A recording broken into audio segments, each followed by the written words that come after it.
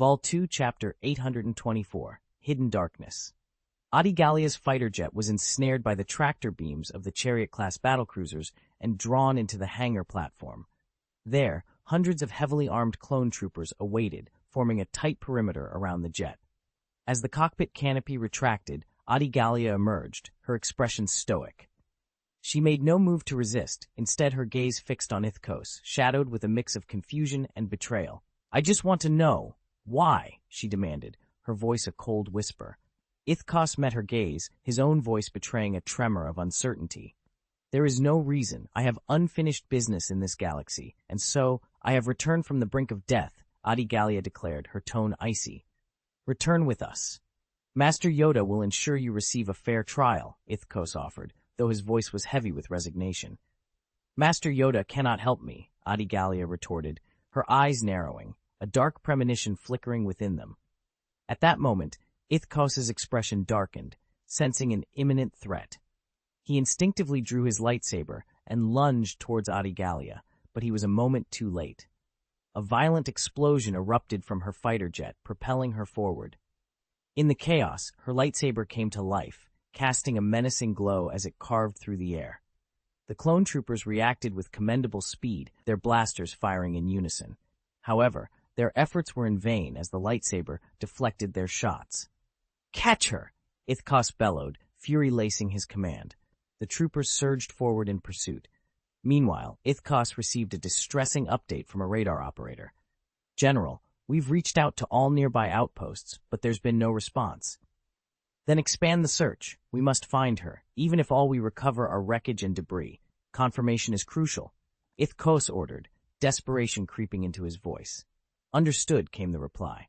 3 days earlier, on the planet Murinster, within the confines of Abora Island, lay the secret laboratory of Darth Plagueis. This island, purchased by Darth Plagueis before his demise, remained untouched by the Interstellar Banking Association and the Moons, a testament to the Dark Sith Lord's lingering influence. Now, Darth Marthael claimed dominion over this secluded haven. He arrived on Murinster and made his way to the underground facility on Ebola Island. There he found Adi Gallia in a state of deep meditation beside a bed, her presence serene, yet surrounded by a subtle aura of dark energy. Darth Marthael observed her, a slight smirk playing on his lips. He conjured a stool with a wave of his hand and seated himself before her. "I must admit, I'm surprised you didn't attempt to flee," he remarked. Adi Gallia's eyes snapped open, her gaze icy. "You've sealed my powers. Release them, and you'll have your answer," she retorted. Darth Marthael chuckled. "Considering I brought you back from the dead, how about we make a wager instead?" "I have no interest in gambling with a practitioner of the dark side," Adi Gallia responded coolly. "What, in your opinion, is the true nature of this war?" Darth Marthael inquired, steering the conversation in a new direction. "It's about the division of the galaxy, the slaughter of innocents, and the trampling of justice and freedom," Adi Gallia answered without hesitation. "What if I told you that this war is essentially a civil conflict among the Sith Lords?" Darth Marthael posed, his tone taking on a hint of intrigue. Adi Gallia furrowed her brow. "What are you trying to say? If the Jedi Order is truly committed to protecting this galaxy, then perhaps it's time to look beyond the immediate conflict. Consider why the war started, and why so many planets in the Outer Rim felt compelled to oppose the Galactic Republic. They're aware of the Republic's might, yet desperation drove them to confrontation," Darth Marthael explained, his gaze piercing. Adi Gallia listened, her expression contemplative, as Darth Marthael's words hinted at a deeper, more complex web of motives and consequences than she had previously considered. "Republic does have its flaws, but war is certainly not the solution," Adi Gallia stated. "So you've chosen a different path, to protect the Galactic Republic, not the Milky Way. If that's the case, I'll end your life here and now to liberate you." Darth Marthael leaned in, his face obscured by the dark side's power, and spoke with a chilling tone. "You believe that to safeguard the Galactic Republic, the lives of those impoverished individuals in the Outer Rim star regions are expendable. Is that correct? War only leads to more deaths. It's essentially avoiding the resolution of conflicts altogether," Adi Gallia asserted with conviction. "I find myself in agreement with your latter point," Darth Marthael suddenly chuckled. You're correct. The aim of this war isn't to find solutions, but rather to exacerbate problems. As he spoke, he suddenly raised his hand to Adi Gallia's forehead. A surge of dark side energy erupted. Behold, pierce through the darkness that enshrouds us and witness the galaxy's true nature. Adi Gallia's vision was flooded with what seemed like countless stars streaking past. She closed her eyes, then reopened them, finding her perspective elevated, as if she were gazing down upon the Milky Way from above. This was not an unfamiliar sight to Adi Gallia.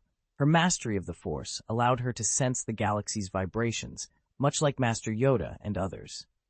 However, her vision had always been obscured, the future hidden from view. But now the fog had lifted, revealing a shocking sight. Coruscant, enveloped in darkness. Adi Gallia's heart raced, panic setting in. Such a revelation, if known to Master Yoda and the others, would carry grave implications. The heart of the Galactic Republic, the planet Coruscant, under the sway of the dark side. She had no reason to doubt Darth Marthael's revelation. The Force did not deceive, and the vision she beheld was undeniably real. Could it be that a Sith Lord was entrenched within Coruscant? Who could it be? Names raced through her mind. Mace Windu, Depa Billaba, Ki-Adi-Mundi, Jorusk Both, and for a fleeting moment, even Master Yoda. Only a powerful Force user, of which there were few even within the Jedi Order, could achieve such a feat. Her gaze then shifted, revealing two more sources of profound darkness, the Lassax Galaxy and the Endor Galaxy. Turning to confront Darth Marthael, she found him standing still, offering no explanation. Could it be that there were traitors within the Jedi Order? The Order had long suspected the existence of two Sith Lords, the Angel of Death and another concealed within Coruscant. Adi Gallia was left with more questions than answers, the revelation casting a long shadow over her understanding of the Force and the galaxy's precarious balance. Vol 2, Chapter 85, I give you a choice. Who is this person? Adi Gallia asked, her voice tense as she clenched her teeth. Darth Marthael merely looked at her, choosing to remain silent. If you reveal their identity, I am willing to pledge my allegiance to you as my lord. I'll do anything you ask. Adi Gallia exclaimed, her desperation evident. Yet, Darth Marthael did not respond. Tell me, you coward. Adi Gallia's anger boiled over. Despite her hands being bound behind her back by handcuffs, she leaped up in a sudden burst of fury, aiming her head at Darth Marthael. With a swift sidestep, Darth Marthael dodged, and an invisible force nudged Adi Gallia, causing her to crash into the table in front of her. Her forehead collided with the edge, creating a deep gash from which blood poured freely. Follow me. Staying within the Republic, you're powerless. As you've seen, this war is merely a Sith civil war. The Jedi Order? Merely a convenient tool, Darth Marthael said calmly. This time, Adi Gallia was truly shaken. It wasn't that her faith in the light had wavered, but rather, Darth Marthael's words resonated with her. The thought of a Sith Lord corrupting Coruscant was terrifying.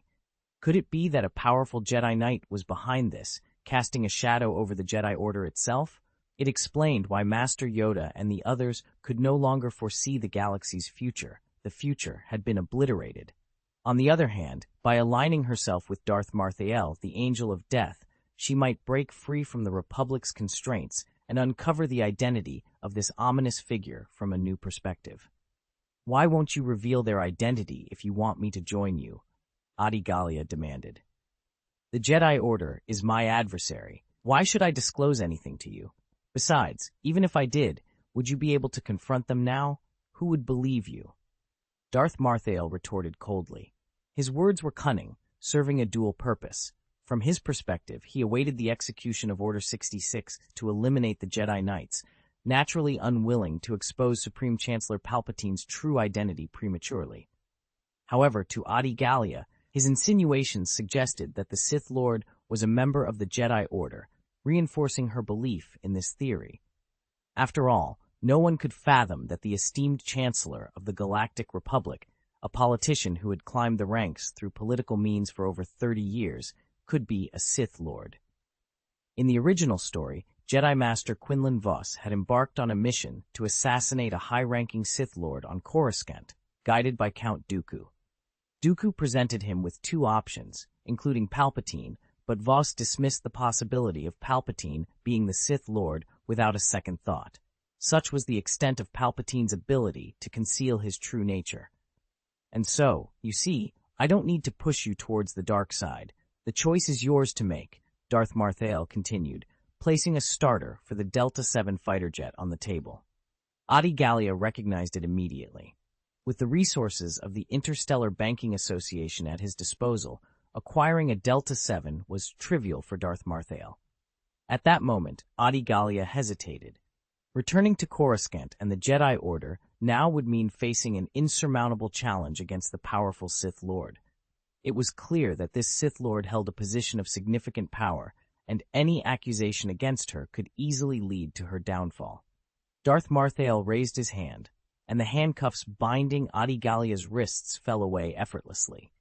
With another wave of his hand, the bruise on her forehead began to heal rapidly. Adi Gallia instinctively adopted a defensive stance, but Darth Marthael seemed utterly indifferent to her hostility. "Make your choice," he said slowly. "You are free to go wherever you wish. However, if you choose to follow me, I ask that you do one thing for me. Help bring back the plague." Bring back the plague, to kill more people of the Republic. Adi Gallia spat out, her teeth clenched in anger. "Do you think the Republic's exploitation has left fewer people dying in the Outer Rim?" Darth Marthael countered dismissively. "Go on, then. I won't be providing dinner for you here." Adi Gallia's gaze hardened as she locked eyes with him. "And Siritaki, release her as well," she demanded, each word laced with determination. Darth Marthael's smile was slight but evident. "Siritaki is faring quite well now, certainly better than you. Like you, I gave her a second chance at life, and she has duly rewarded me." Adi Gallia's expression darkened further. "You forced her into the darkness." For her, lacking your unwavering beliefs and strength, it was undoubtedly the best path, Darth Marthael reasoned. I will kill you sooner or later," Adi Gallia vowed through gritted teeth. "After your resurrection by my hand, you've forever lost that possibility," Darth Marthael sneered. "Now leave. If you seek more answers, or if you wish to destroy the Sith Lord entrenched in Coruscant, then bring me the plague." "What's your relationship with that Sith Lord?" she asked, suspicion evident in her tone. "It's a matter of life and death," Darth Marthael replied cryptically. After a moment of contemplation, Adi Gallia made her decision. She strode over, seized the starter of the Delta 7 fighter jet, and departed. The incessant blaring of the siren was jarring. Severance Tan slowly opened her eyes, surveying her surroundings. She was still on the bridge of the plague, though it now resembled the aftermath of a devastating explosion, with debris scattered everywhere. Yet, the electronic instruments continued to function, their alarms echoing through the chaos. As the other crew members began to stir, they quickly assessed the situation. Being elite soldiers of the Fourth Civilization Navy, they promptly resumed their duties. The radar operator, despite the blood smeared across his face, announced urgently, "General, the sensors have detected a large fleet of enemy ships approximately 5 light minutes away." "Enemy ships? Republic battleships?" she inquired sharply. "Exactly. Republic battleships numbering 200. Please remember the original domain of this book for updates. Website. For mobile updates, visit website. Vol 2, Chapter 826, The Lost Fleet, Part 2. Republic fleet? 200 ships? Severance Tan was taken aback, her usual composure now shattered. "Damn, did we inadvertently jump right into a Galactic Republic naval base? That seems unlikely. We're currently in an empty star field, with the nearest galaxy 11.7 light-years away," the navigator responded. "Conduct an immediate self-check and report the current status of the plague." Severance Tan demanded, slamming her fist onto the console with such force that it further damaged the already unstable structure, creating a noticeable gap. Even without the self-check, Severance Tan knew the plague was nearly destroyed. The ship's ability to fight, let alone fly, was severely compromised. The random jump through hyperspace, executed with an undercharged engine, had left the battleship's hull even more battered upon exiting. The plague, which had entered hyperspace amidst a cloud of debris, found itself shedding pieces upon re-entry. One of its 4 fins broke off, taking the last operational missile launcher with it. The operator, having completed the system self-check, looked at the screen displaying a red warning light covering nearly 4/5 of the ship. He sighed before reporting, "Engine power is down to 14%. The fire in energy cabin number 3 hasn't been extinguished, but a marine team has manually sealed off the compartment, preventing the fire from spreading. The outer hull has been breached in 1,211 places, leaving less than a third of the armor intact. On a slightly positive note, we still have 110 close-in defense systems and 4 twin-mounted heavy-duty turbo laser cannons operational. The hyperspace engine is completely offline. 8 shield capacitor capsules have been destroyed, and the remaining 2 are inoperable. The hangar platform is utterly destroyed. We have 1,707 crew members left. The only somewhat good news is that the life support system is still functional in about half of the ship, and the remaining crew has begun evacuating to those areas." The radar operator then added, "General, we've completed a scan of the 200 Republic battleships, but due to our severe damage, we can only produce blurred images." "Show me," Severance Tan commanded. The screen flickered, displaying a dark image with barely discernible long shadows, each marked by flashing red lights. "Has the system been able to identify the model of the enemy battleships?" Severance Tan inquired. "It's been identified with a 70% probability as the Dreadnought-class heavy cruiser of the Galactic Republic Navy. However, it's odd that all their engines are off," the radar operator reported. Severance Tan took a deep breath. "They haven't approached us immediately, and the reason is unknown. Stand by and prepare for battle.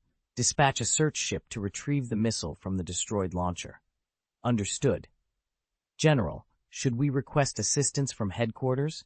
the adjutant asked cautiously. "Keep communications silent for now. The status of this fleet is still unclear. Broadcasting our situation blindly could expose us, especially if intercepted by our pursuers," Severance Tan advised, shaking her head. The communications director shrugged, indicating a lack of options. Maintaining silence in communication was no longer an option. Our hyperspace communication equipment had been utterly destroyed, leaving us with only the basic radio communication systems. Sending messages to Dawn Planet would take an astonishing 8,000 years. In a desperate attempt, we gathered the remnants of the communicators, hoping against hope to assemble a functioning hyperspace transmitter. Severance Tan, with a solemn nod, acknowledged the gravity of our situation. As time ticked away, an eerie silence enveloped the entire battleship. The only sounds were the occasional crackle of electrical sparks from damaged components and the groaning of the ship's twisted structure. Everyone aboard held their breath, barely daring to make a sound. On the bridge, eyes were glued to the sensors, while others watched the nearest screens or listened intently to the loudspeakers, hoping for a sign. Severance Tan, still recovering from a severe bruise, leaned on the radar department head's chair, an action that seemed out of character for someone usually perceived as self-assured, cold, and dignified. Minutes turned into an hour, yet the 200 enemy battleships remained motionless, their engines silent. "It doesn't make sense. Given our current vulnerable state, even the slowest of their ships should have detected us by now. But there's been no response. Why haven't they even started their engines?" The radar department director pondered aloud, his brow furrowed in confusion. Peering at the blurry shadows and the blinking red indicator on the screen, Severance Tan spoke with a deep, commanding voice. "Let's approach them." "General, do you mean?" The adjutant's face paled at the suggestion. "Yes, we fly towards them," Severance Tan confirmed. "But isn't that too risky? In our current condition, just a handful of their ships could obliterate us, not to mention an entire fleet of 200, the adjutant protested. "Is waiting here any safer?" "Ha, a foolish notion," Severance Tan retorted with a cold laugh. "Start the engines immediately. We're moving forward. Calculate the time needed." The navigator quickly input the data into the computer, which promptly calculated, "General, the enemy fleet is 5 light minutes away, nearly 100 million kilometers. At our current sublight speed, it will take approximately 25 standard hours to reach them." "Start the engines. Advance," Severance Tan ordered decisively. "Understood," came the response. The battered Titan-class battleship Plague groaned to life once more. The strain of the engine's output caused further damage to the already battered hull, with fragments and parts breaking away. Despite its dire state, the battleship began to steadily accelerate, embarking on its perilous journey towards the distant fleet 100 million kilometers away. Please note the original domain name of this book for updates. Volume 2, Chapter 827, Fury Qian, the chief of the General Staff of the Fourth Civilization, made his way with urgency toward Governor Tang Xiao's office. His expression bore a weight of solemnity, signaling the gravity of the situation at hand. Yet, upon reaching the office door, he was met by Helmut Zemo, the chief of staff of the Fourth Civilization and the head of the cabinet, who stood there with a look of resignation. "Your Excellency, is there an issue with the governor?" Qijian inquired, approaching Zemo. "He's in a rage," Zemo replied, shaking his head. "Unless you bring news of great importance, it's best to let him vent his frustrations first." Qijian's brow furrowed in concern. "Is it related to the plague incident?" he asked in a hushed tone. "Indeed, the plague, and the case of Severance Tan. The governor had high hopes for General Tan," Zemo confirmed with a nod. Qijian let out a sigh. "The last update we received was that General Severance Tan, cornered by the enemy, initiated an unguided hyperspace jump, resulting in his and his ship's disappearance. A Titan battleship, 5 years in the making, along with a military mind, the likes of which we haven't seen in a century, vanished without a trace. It's a loss no one is prepared to accept," Zemo lamented. "But the governor foresaw this outcome, didn't he? He even mentioned making a choice between the trade union and the plague." Qijian pointed out. "Foreseeing an outcome doesn't equate to accepting it with ease when it becomes reality. Moreover, the governor's temper has grown increasingly volatile over the years, though he usually manages to keep it in check," Zemo explained. "I'm furious because I'm surrounded by fools," a chilling voice interjected. Startled, Zemo and Qijian turned to see Governor Tang Xiao emerging from his office, his face a storm of anger. They quickly bowed in respect.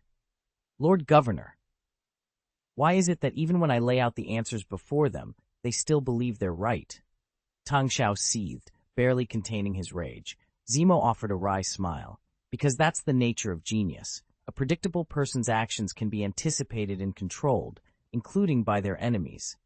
A genius, however, acts in unforeseeable ways, making it impossible for even us to predict their moves." "Are you suggesting the loss of the plague is justifiable?"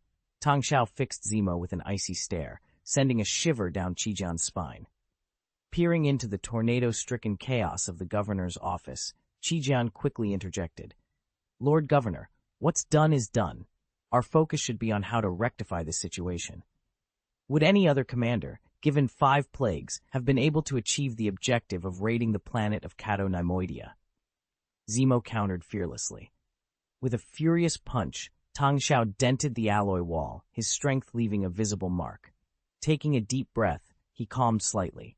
"You make a valid point. Yet, this was a disaster that could have been avoided. I cannot accept such a Pyrrhic outcome. But—" His expression twisted into something grotesque, a sinister laugh escaping him.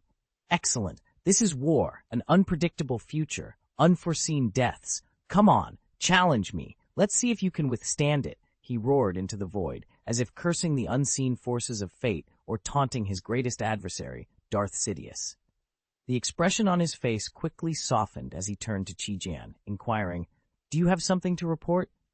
Qijian promptly retrieved a multifunctional device and projected a document in front of him. "Yes, Lord Governor. Significant changes have occurred on the planet Mon Calamari within the galaxies that were previously of great importance to us." "Continue," he prompted. "It's the Quarren. Their tensions with the Mon Calamari have escalated to armed conflict. Moreover, there are rumors from the Supreme Military Command of the Confederation of Independent Systems that General Grievous has initiated operations on Mon Calamari," Qijian reported. Tang Xiao okayed his chin, deep in thought. This development isn't surprising. General Grievous's successful offensive has severed Mon Calamari's direct access to the Galactic Republic, creating an isolated enclave. Given that both the Mon Calamari and Quarren are renowned ship engineers, conflict was inevitable. However, that region lies to the east of the Milky Way, far beyond our reach, Qijian pointed out. "Don't worry, we still have time," Tang Xiao reassured him. Inform Senators Rosanna Goods and Mura of the Solarians that we can now initiate further contact with the Quarren. Are you planning to intervene? Chi-Jian inquired. Mon Calamari is an oceanic planet. Entrusting this matter to the Solarians, despite them being an amphibious species, gives them a better adaptation to aquatic environments than us, Tang Xiao explained. Understood. I'll make the necessary arrangements immediately, Chi-Jian confirmed. After Chi-Jian departed, Tang Xiao turned his attention to Zemo, stating calmly, You needn't worry. I am always clear about my intentions. That's precisely why my loyalty lies with you, Zemo responded, saluting. Meanwhile, in a desolate expanse on the opposite side of the galaxy, the Titan-class battleship Plague was hurtling through space. Despite its velocity exceeding 5 million kilometers per hour due to continuous acceleration, it appeared almost stationary against the backdrop of a star field devoid of any landmarks. The existence of hyperspace channels had made many forget the sheer vastness and emptiness of the universe. It was only in these moments, traveling at sublight speeds, that one could truly grasp the universe's enormity. In such a void, centuries or even millennia could pass without any change in the surrounding scenery, each absent star remaining unaltered. This pervasive silence bred despair among the crew of the Titan battleship Plague. If rescue did not arrive, they would be doomed to drift in this darkness until death claimed them. Please remember the original domain name of this book. For the fastest updates, visit the mobile version at our official URL. Vol 2, Chapter 828, The Lost Fleet, 2. After a grueling journey of 29 standard hours, the battleship Plague finally reached the vicinity of the mysterious fleet.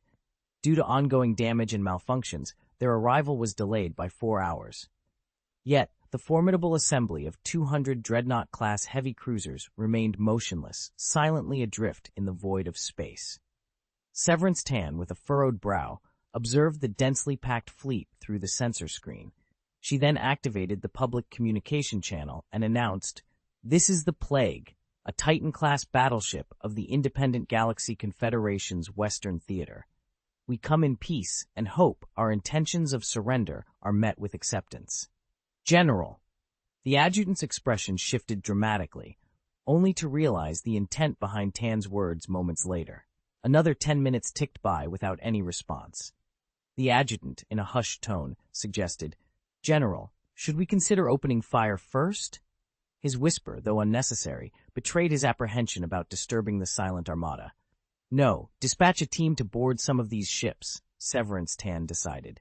"Isn't that a bit risky?" The adjutant questioned, concern etching his features. "We're running out of time," Severance Tan countered. "It's better to gather information directly than to speculate from afar.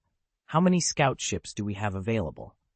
"We have 12 remaining, each capable of carrying a 5-person team," the adjutant reported promptly. "Split them into 3 groups. Each will attempt to dock with a randomly selected cruiser from the front, middle, and back of the formation," Severance Tan commanded. "Understood." The adjutant relayed the orders, and soon, the 12 scout ships, each loaded with Marines and B-1 battle droids, set off towards their targets. From the bridge, Severance Tan and her team monitored their progress. The scout ships cautiously approached their designated cruisers, searching for an entry point. Finding the hangar bay doors sealed, they circled in search of alternatives. An engineer suggested a novel approach, to send a maintenance request to the cruiser using a civilian frequency. Surprisingly, this tactic worked, and the armored gates of the hangar bay opened. "I figured it was worth a try," the engineer remarked, a hint of pride in his voice. "In case of emergencies, the entrances aren't locked to allow for rescue operations." "Why would a fleet be on standby in the middle of nowhere?" Severance Tan mused, puzzled. "Warships only enter standby when docked. It's highly unusual for them to be in such a state here." "This indicates the ships are unmanned," the engineer concluded. The first team to enter sent back video footage. "General, we're inside the hangar. There are 12 Z-95 Headhunter fighters here, and everything appears to be in order," reported a Marine, panning his camera to show the lined-up fighters. "No signs of recent combat," Severance Tan observed. "Proceed." The team, led by a B-1 combat droid, ventured deeper into the cruiser, but found their path blocked by a sealed compartment door. "General, we can't get through. This doesn't add up," reported the Marine, perplexed. "It indeed doesn't," the engineer agreed. "If the ship is on standby, there's no reason for internal compartments to be locked. Moreover, why would internal sections be inaccessible?" The mystery of the silent fleet deepened, prompting Severance Tan and her crew to delve further into the enigma, determined to uncover the truth behind the deserted armada. The hangar was locked, but curiously, not the platform outside of it.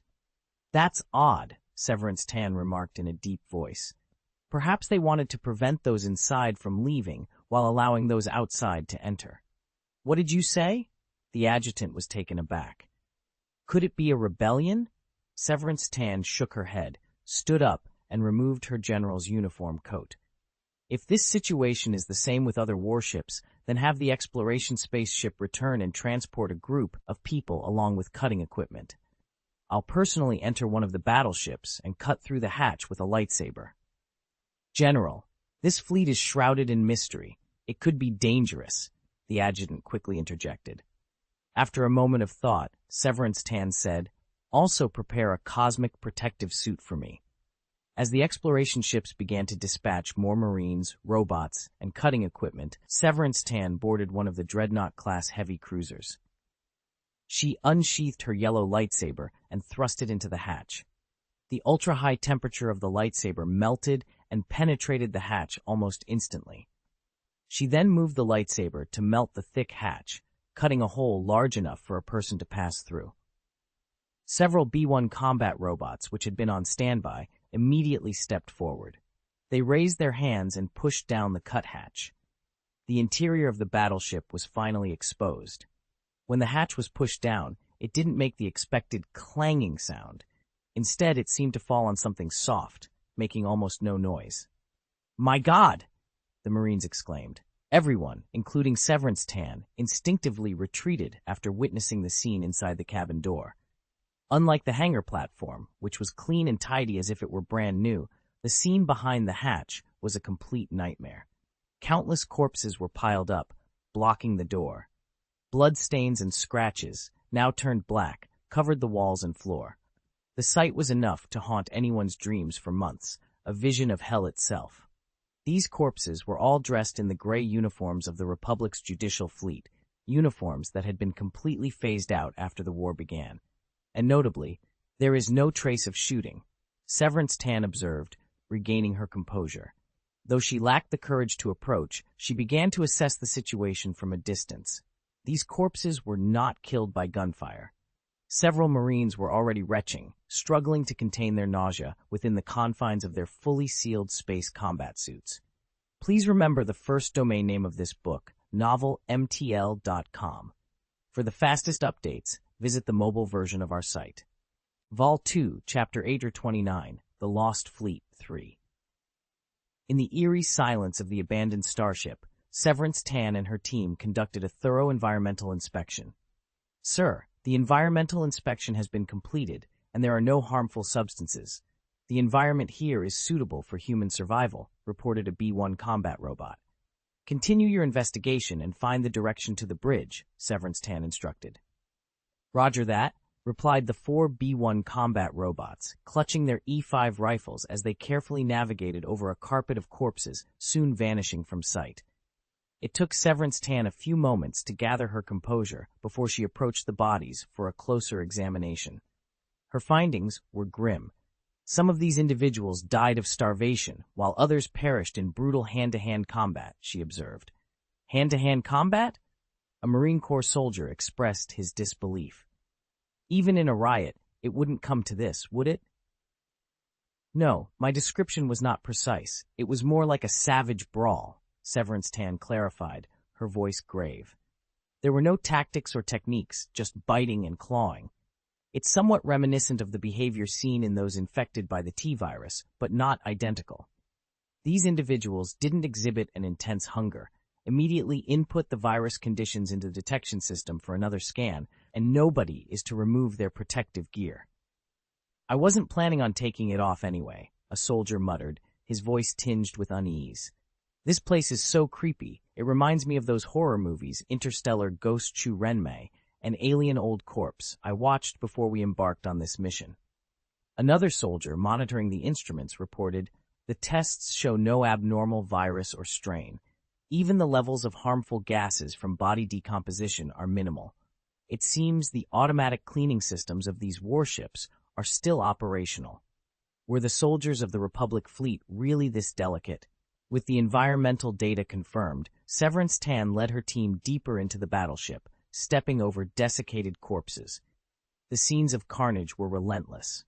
Bodies torn apart in a frenzy, others who had starved behind locked doors, and some who had chosen suicide over facing their grim fate.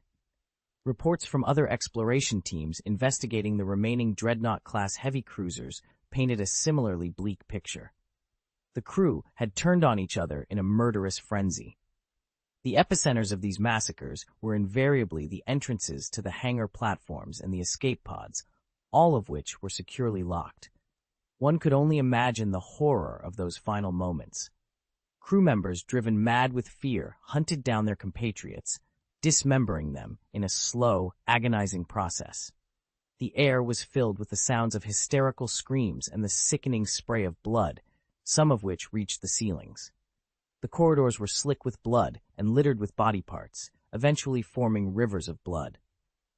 Desperate crew members sought refuge in the escape pods and hangar platforms, only to find the iron doors mercilessly shut. Their pleas for help went unanswered. They pounded on the doors with their fists and scratched at them with their fingernails until their skin was torn, but they could not make a single mark on the alloy hatches. The deranged crew members trapped them at the doors, slaughtering those on the outside, one by one. In a grim twist of fate, the accumulation of corpses in the narrow corridors eventually blocked the path, preventing further pursuit. In the narrow corridor, the only survivors were trapped, their escape blocked by a barricade of corpses. They were huddled together, with no way out, facing a slow demise amidst unending fear and despair. Severance Tan assessed the grim situation.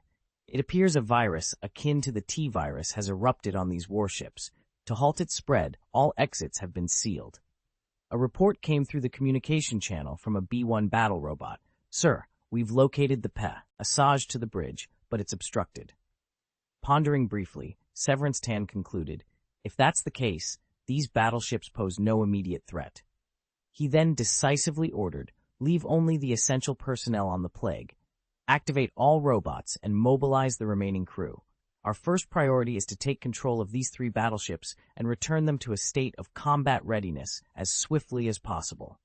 Acknowledgements of yes and Roger, Roger, echoed in response. To the communications team, cease your current tasks on the Plague. Proceed to utilize the communication systems of these battleships to establish contact with Dawn Planet immediately. Severance Tan's commands were rapid and clear. The harrowing scene that had unfolded was unimaginable. Crew members, driven to madness, hunted and slaughtered their peers. Those unfortunate enough to be caught were dismembered alive, a process both slow and excruciating due to the human body's limitations. The air was filled with the sounds of hysterical screams, and blood was everywhere, with some victims' arteries torn so violently that blood sprayed onto the ceiling. The ground became slick with an increasing amount of blood and body parts, eventually forming a river of blood. In desperation, crew members sought refuge in escape pods and hangar platforms, only to find the heavy alloy doors firmly shut. Their pleas for help went unanswered.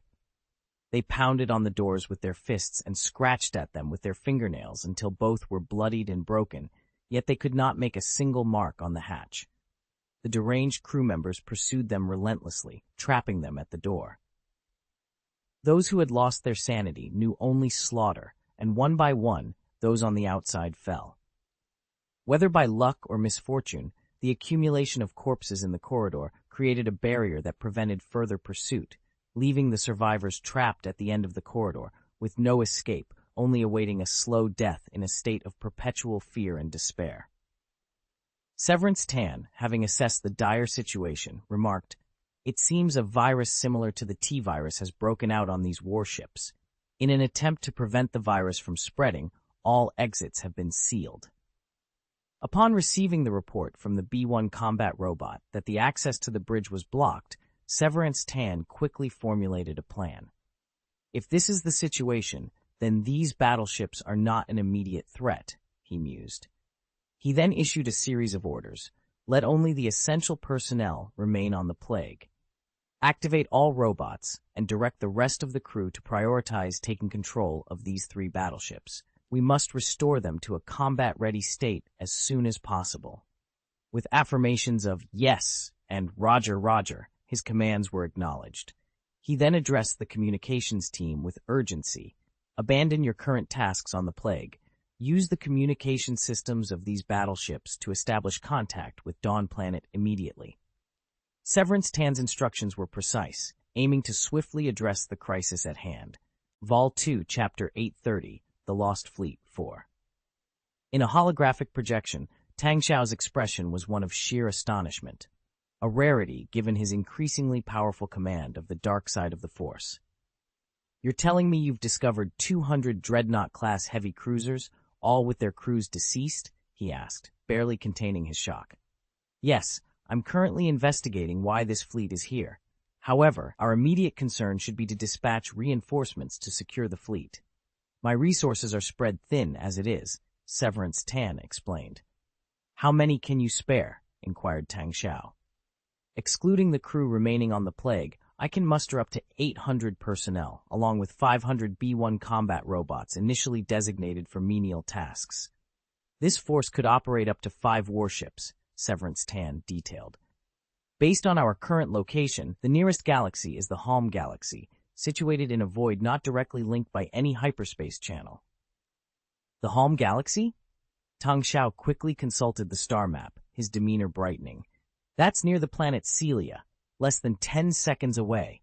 This means your accidental jump has brought you to the central region, not far from our territory. Correct, but the absence of a direct hyperspace channel complicates matters. Only the most skilled navigators, or those who can use the Force to sense their way, could possibly reach us, Severance Tan added. Time is of the essence, and the Republic fleet could trace my path here at any moment. The Jedi Order, no doubt, has members capable of Force navigation. Tang Xiao's expression turned grave. Using the Force to navigate hyperspace was beyond his abilities, a notable gap in his otherwise formidable powers. However, many in the Jedi Order, including Jedi Master Joluth Surbos, had specialized in this skill. Among them was Obi-Wan Kenobi, who had participated in an exploration initiative relying on Force navigation. Before the war, in the events of Star Wars Episode II, Attack of the Clones, Kenobi had used this skill to locate the planet Kamino, absent from any star map, a feat achieved through his training in the exploration project. Contact Kunte immediately. Have him return at once, Tang Xiao ordered decisively, and dispatch a transport fleet to the Celia Galaxy discreetly, avoiding the Irmu system and Republic eyes. We must act in secrecy. As I continue to uncover information about this fleet, Severance Tan acknowledged. Blade Fleet, Tang Xiao suddenly stated, naming the fleet.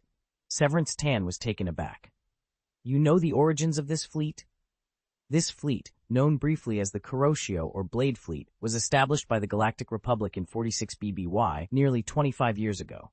Due to a Republic-imposed news blackout, its existence has faded from memory, Tang Xiao began, seizing the moment to share his knowledge.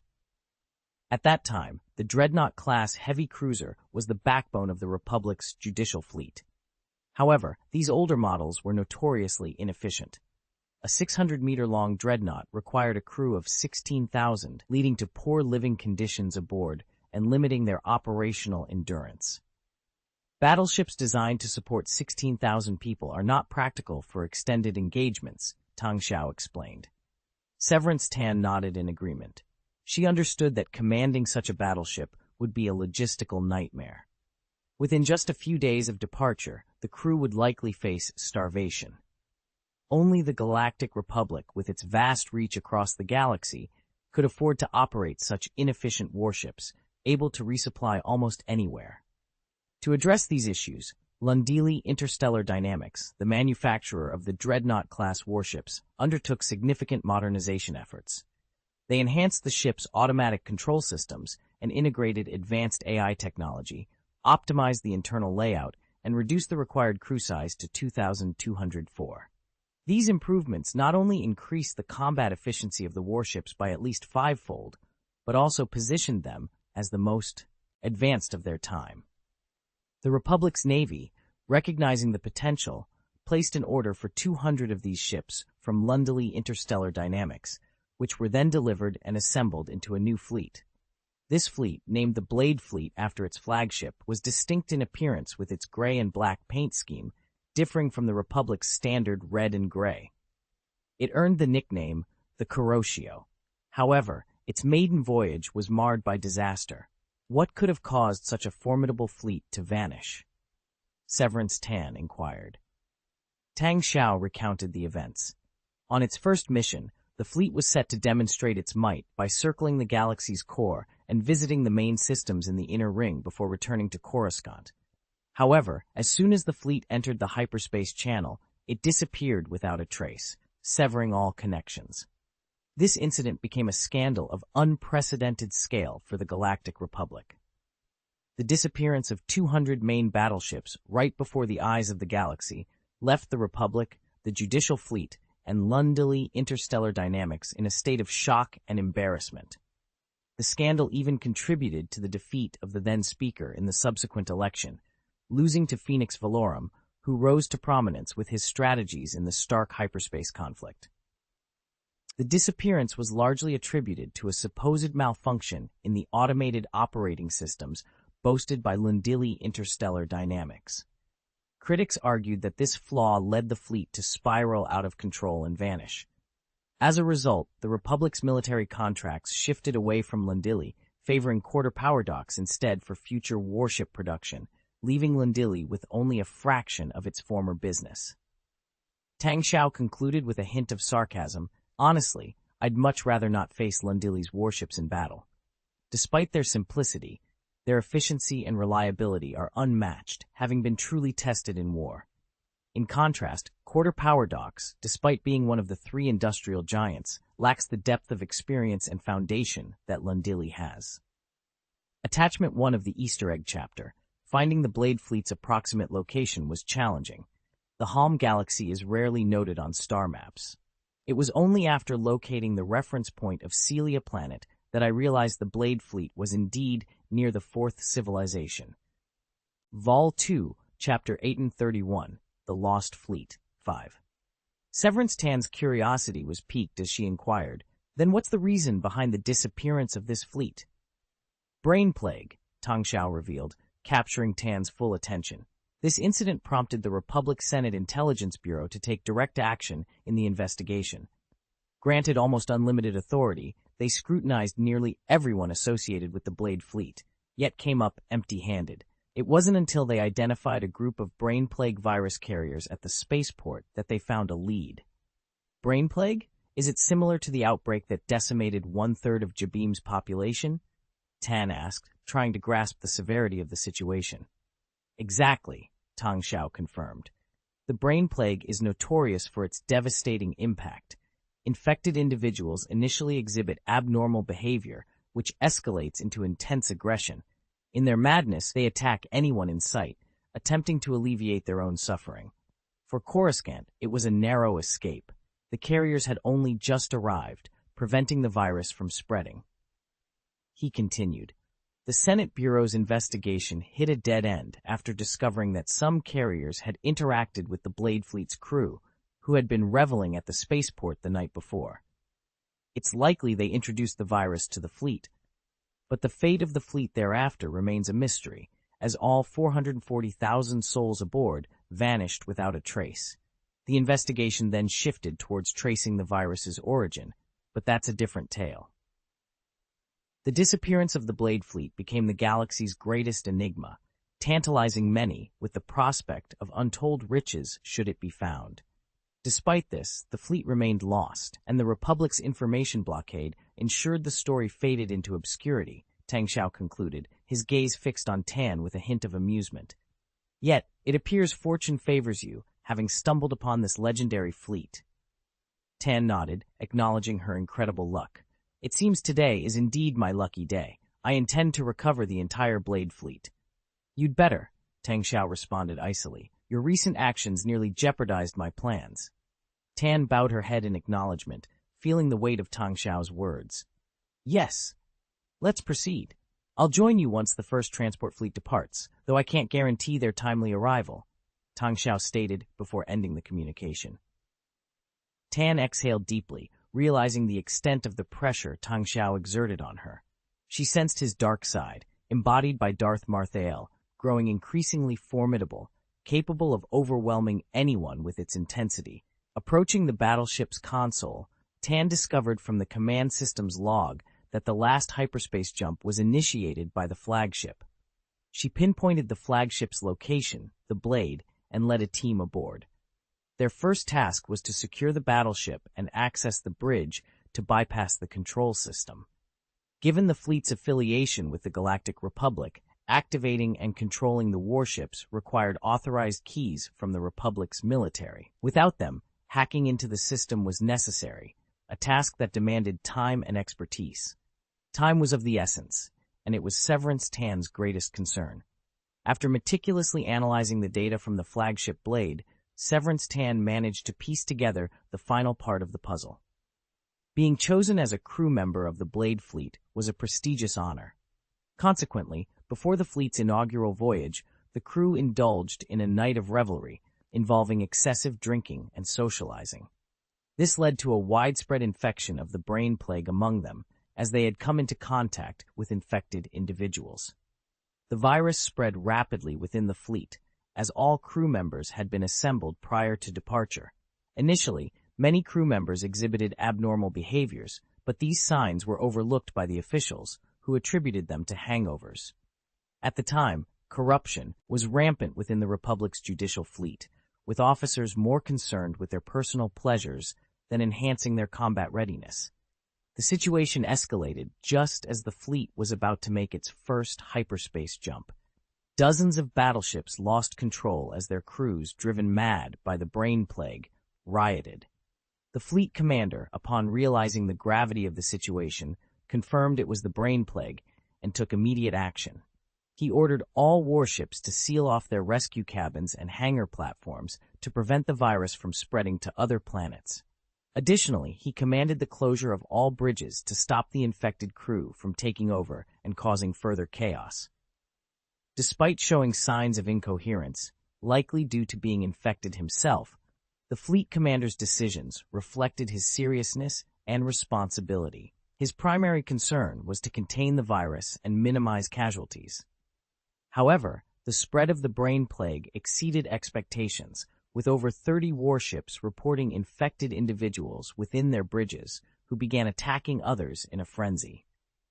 Recognizing the potential threat of these infected, yet somewhat coherent individuals taking control of the warships, the fleet commander made a decisive move to protect the fleet.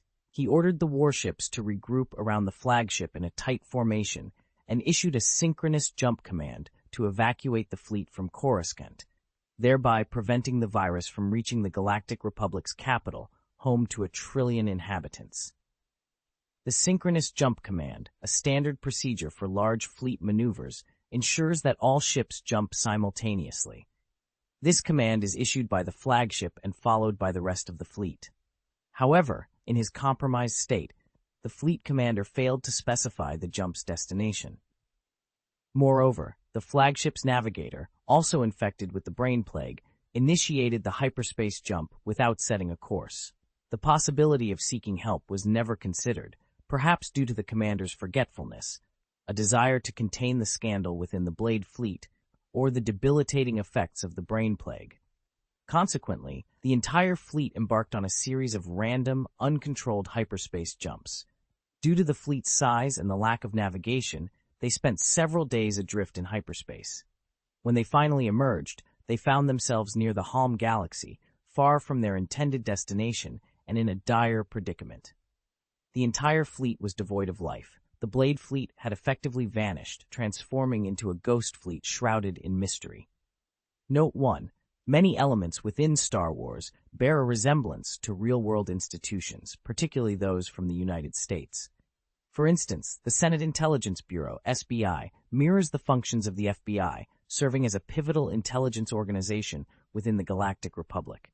Similarly, the Republic Intelligence Agency, RI, draws parallels with the CIA, emphasizing the extensive network of espionage and intelligence operations pivotal to the Republic's defense and strategic planning. Vol. 2, Chapter 832, Hatred. In the northern reaches of the Milky Way, within the Outer Mantle Galaxy, a formidable assembly of more than 100 warships stood at the ready, a testament to the tensions that gripped the region. "Has there been any update from the frontier outposts?" Jedi Master Ithkos inquired, his voice laced with urgency as he approached the communications officer. "Not yet, Master Ithkos. The Separatists are intensifying their efforts across all fronts. It's not that we're lacking news from the hyperspace outposts. Rather, the sheer volume of reports is overwhelming. We're diligently working to sift through each piece of information to deliver accurate updates as swiftly as possible," the head of the communications department explained. No. It's been 3 days, and yet we've completely lost track of the plague," Ithkos said, his frustration mounting. "That battleship poses too great a threat. We cannot afford to let it escape. Could it be possible that they met their end during one of their erratic hyperspace jumps?" an officer speculated. "No, I'm certain the plague is still out there. I have this nagging feeling, but we're always one step behind," Ithkos replied, his expression grave. Just then, the communications officer looked up. "General, we've analyzed the latest batch of reports. The hyperspace fluctuations detected at Uba, Dabun, Tasto, and Zoran posts are unusual. There's a 7 to 19% chance they're related to the plague. Immediately contact the nearest local defense fleet to conduct an investigation," Ithkos commanded. "Any other updates?" The communications officer shook his head. The situation remains the same. The Separatist fleet's movements are highly unpredictable, and with pirates and smugglers joining the fray, even significant hyperspace fluctuations like those the plague would cause are difficult to isolate. It will take time to filter through the noise. Despair washed over Ithkos. He sighed deeply and looked up, as if seeking guidance from the cosmos. "May the Force guide me." It seemed his plea was answered when a message from the radar department came through. "General, we've detected a hyperspace jump fluctuation. The wavelength matches that of our Chaser-class battlecruisers." Moments later, a battered Chaser-class battlecruiser, evidently modified from its original design, emerged from hyperspace. It transmitted an identification code belonging to the Republic Navy. "It's one of our ships, but the individual commanding it is." The radar operator trailed off, puzzled. The communicator buzzed to life, and upon activation, a holographic projection revealed a figure clad in a burlap cloak, his face bearing the marks of many hardships and distinctly oriental features. "I can find her, Severance Tan," the figure declared. Seeing the man, Ithkos gasped, "Master Shenjan, we had presumed you dead." "I will not meet death until my quest for vengeance is complete," Shenjan replied calmly. "Vengeance? No, you've succumbed to the dark side." Ithkos's tone was stern. "Indeed, for the sake of revenge, I am prepared to sacrifice everything," Shenjan admitted. "This is unacceptable.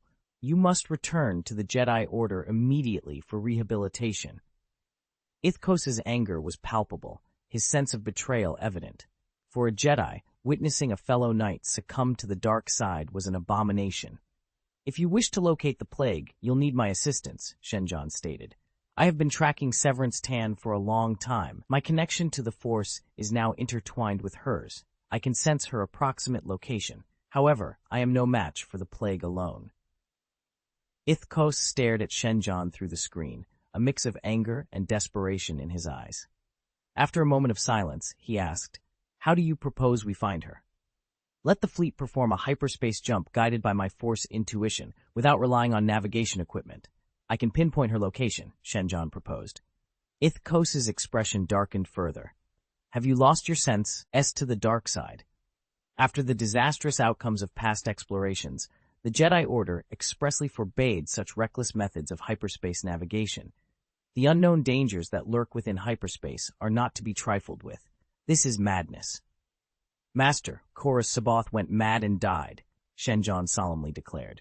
Yet it was through this very method that Master Obi-Wan Kenobi uncovered the Separatist war conspiracy, he continued, his voice steady and determined. And it was our capture of Severance Tan that presented us with the last opportunity to annihilate the plague. Once they retreat to their base, they will never again risk an attack with just a single ship. He paused, allowing his words to sink in before adding, "But I won't live to see that day. If you refuse to cooperate with me, I will pursue them alone until my dying breath."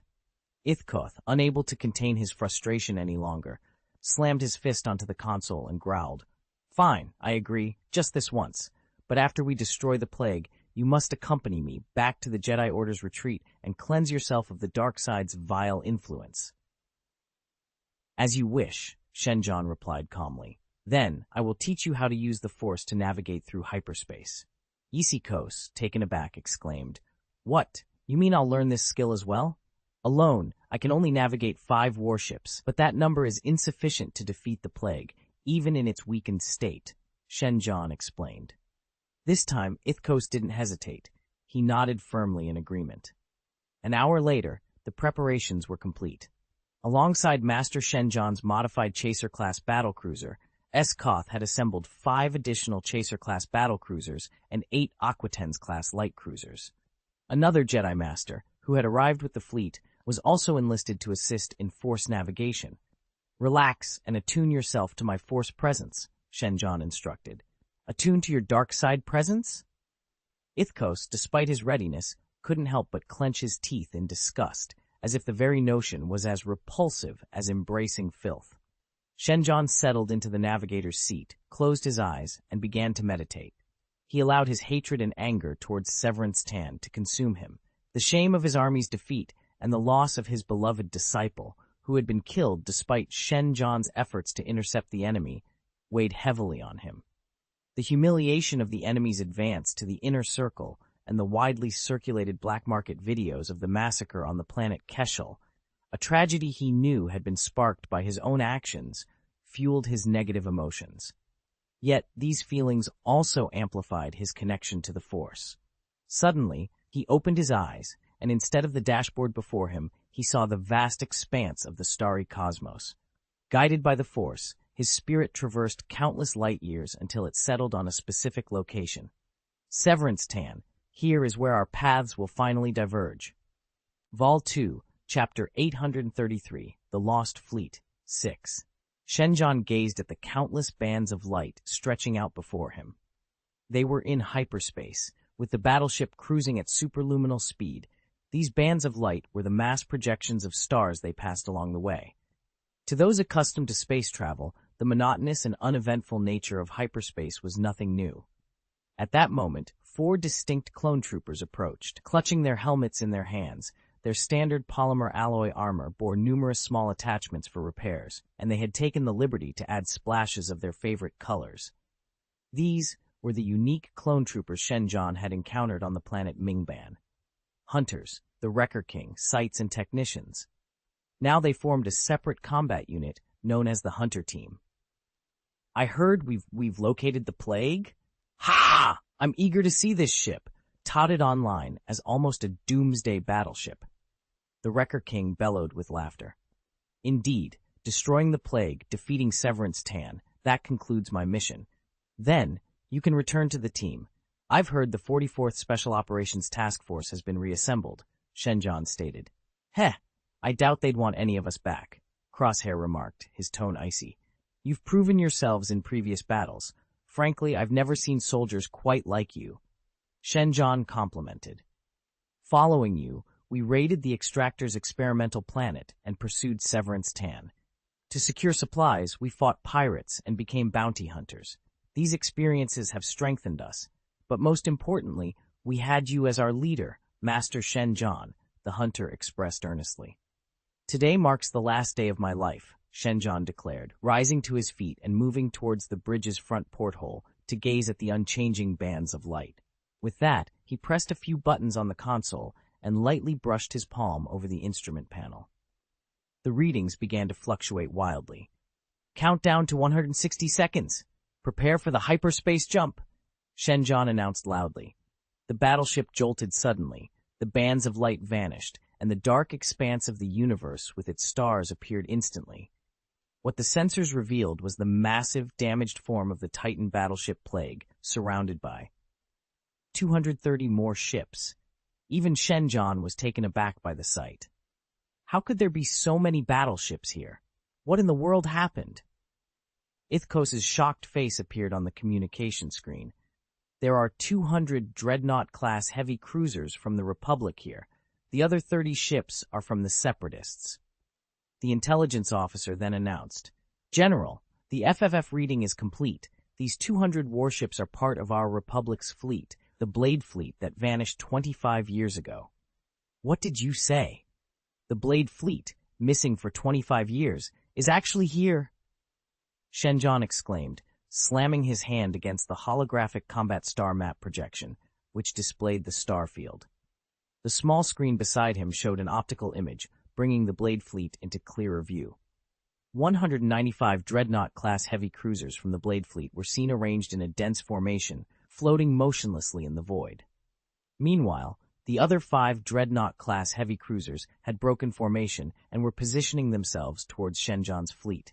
Moreover, the Titan battleship HMS Plague was slowly maneuvering into a combat stance.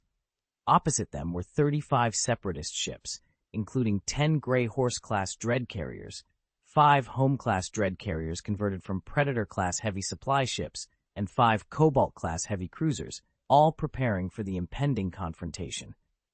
The fleet comprised 15 ships, all of which were battery-level transport vessels commonly utilized by the Interstellar Banking Association and also prevalent within the Fourth Civilization.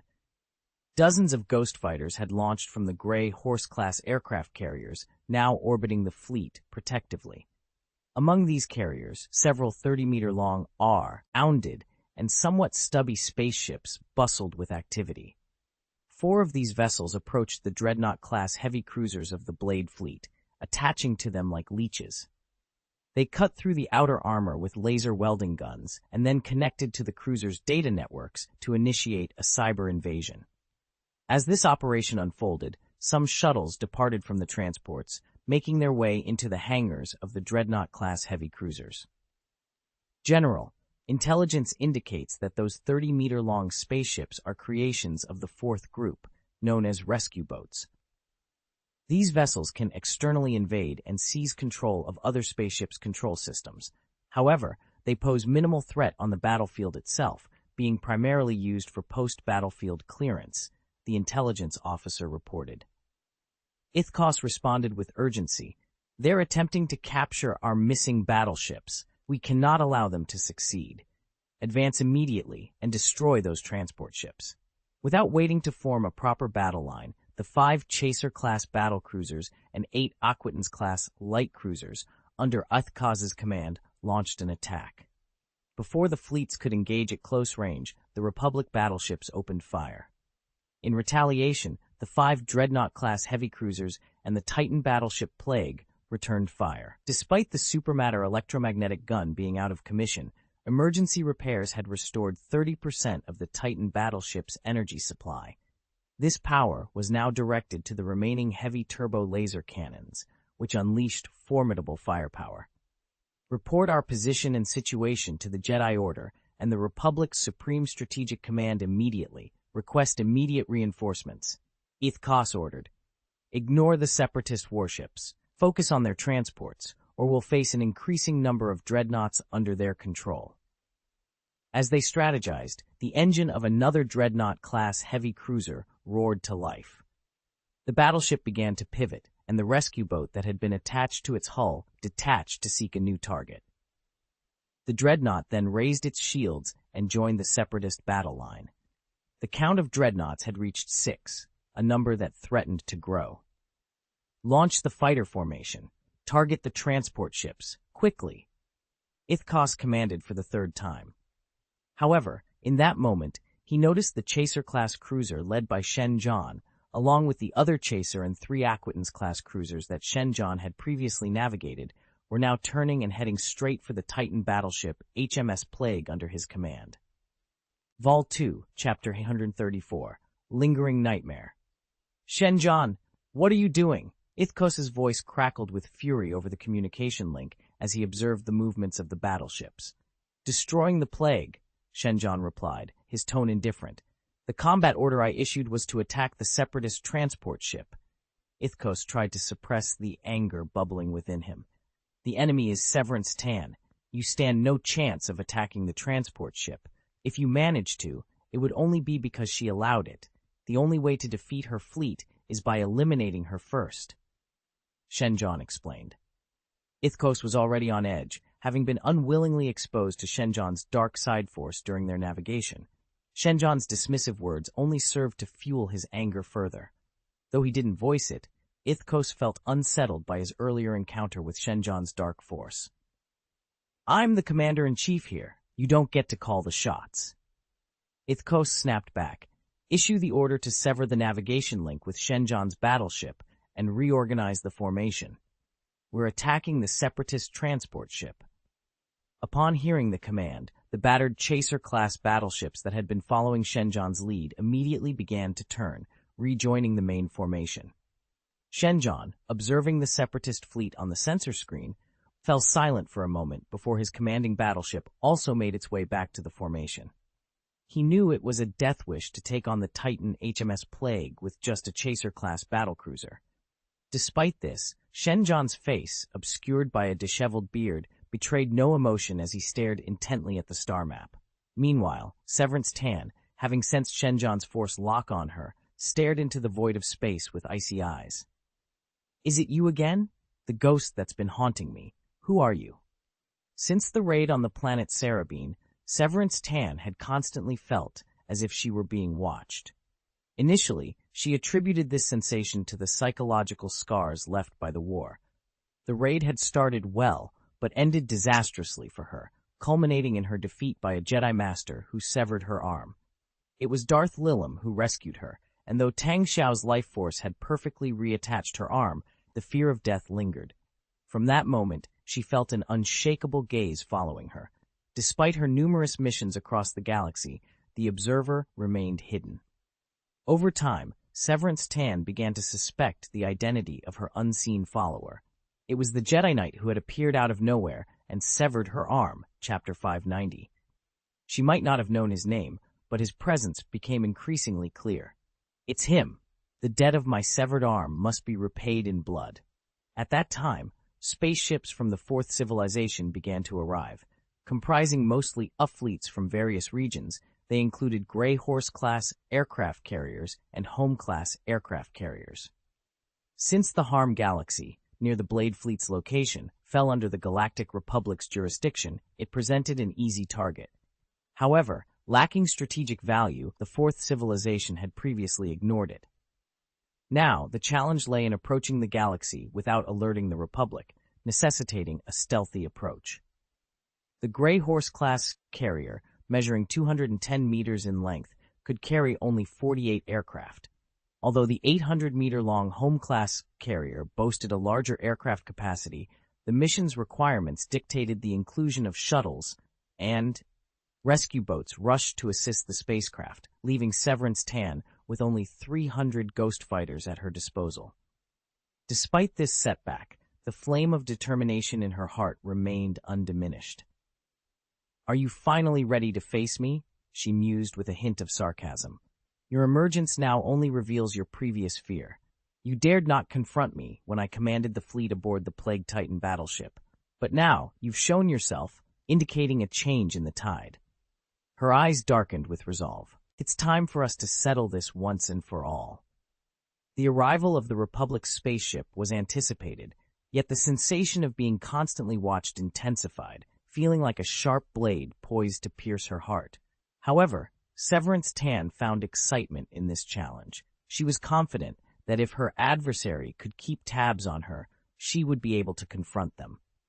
The barren area they were in, not directly connected by a hyperspace channel, made it difficult for her opponents to reach her. She had a 3-day advantage over the Galactic Republic, and she intended to use it to secure victory. As the Republic battleship approached and opened fire on her transport ship, a cold smile played on Severance Tan's lips. "So, you've been on my tail for so long? Well then, you're most welcome. "Retreat as planned," she commanded her combat staff.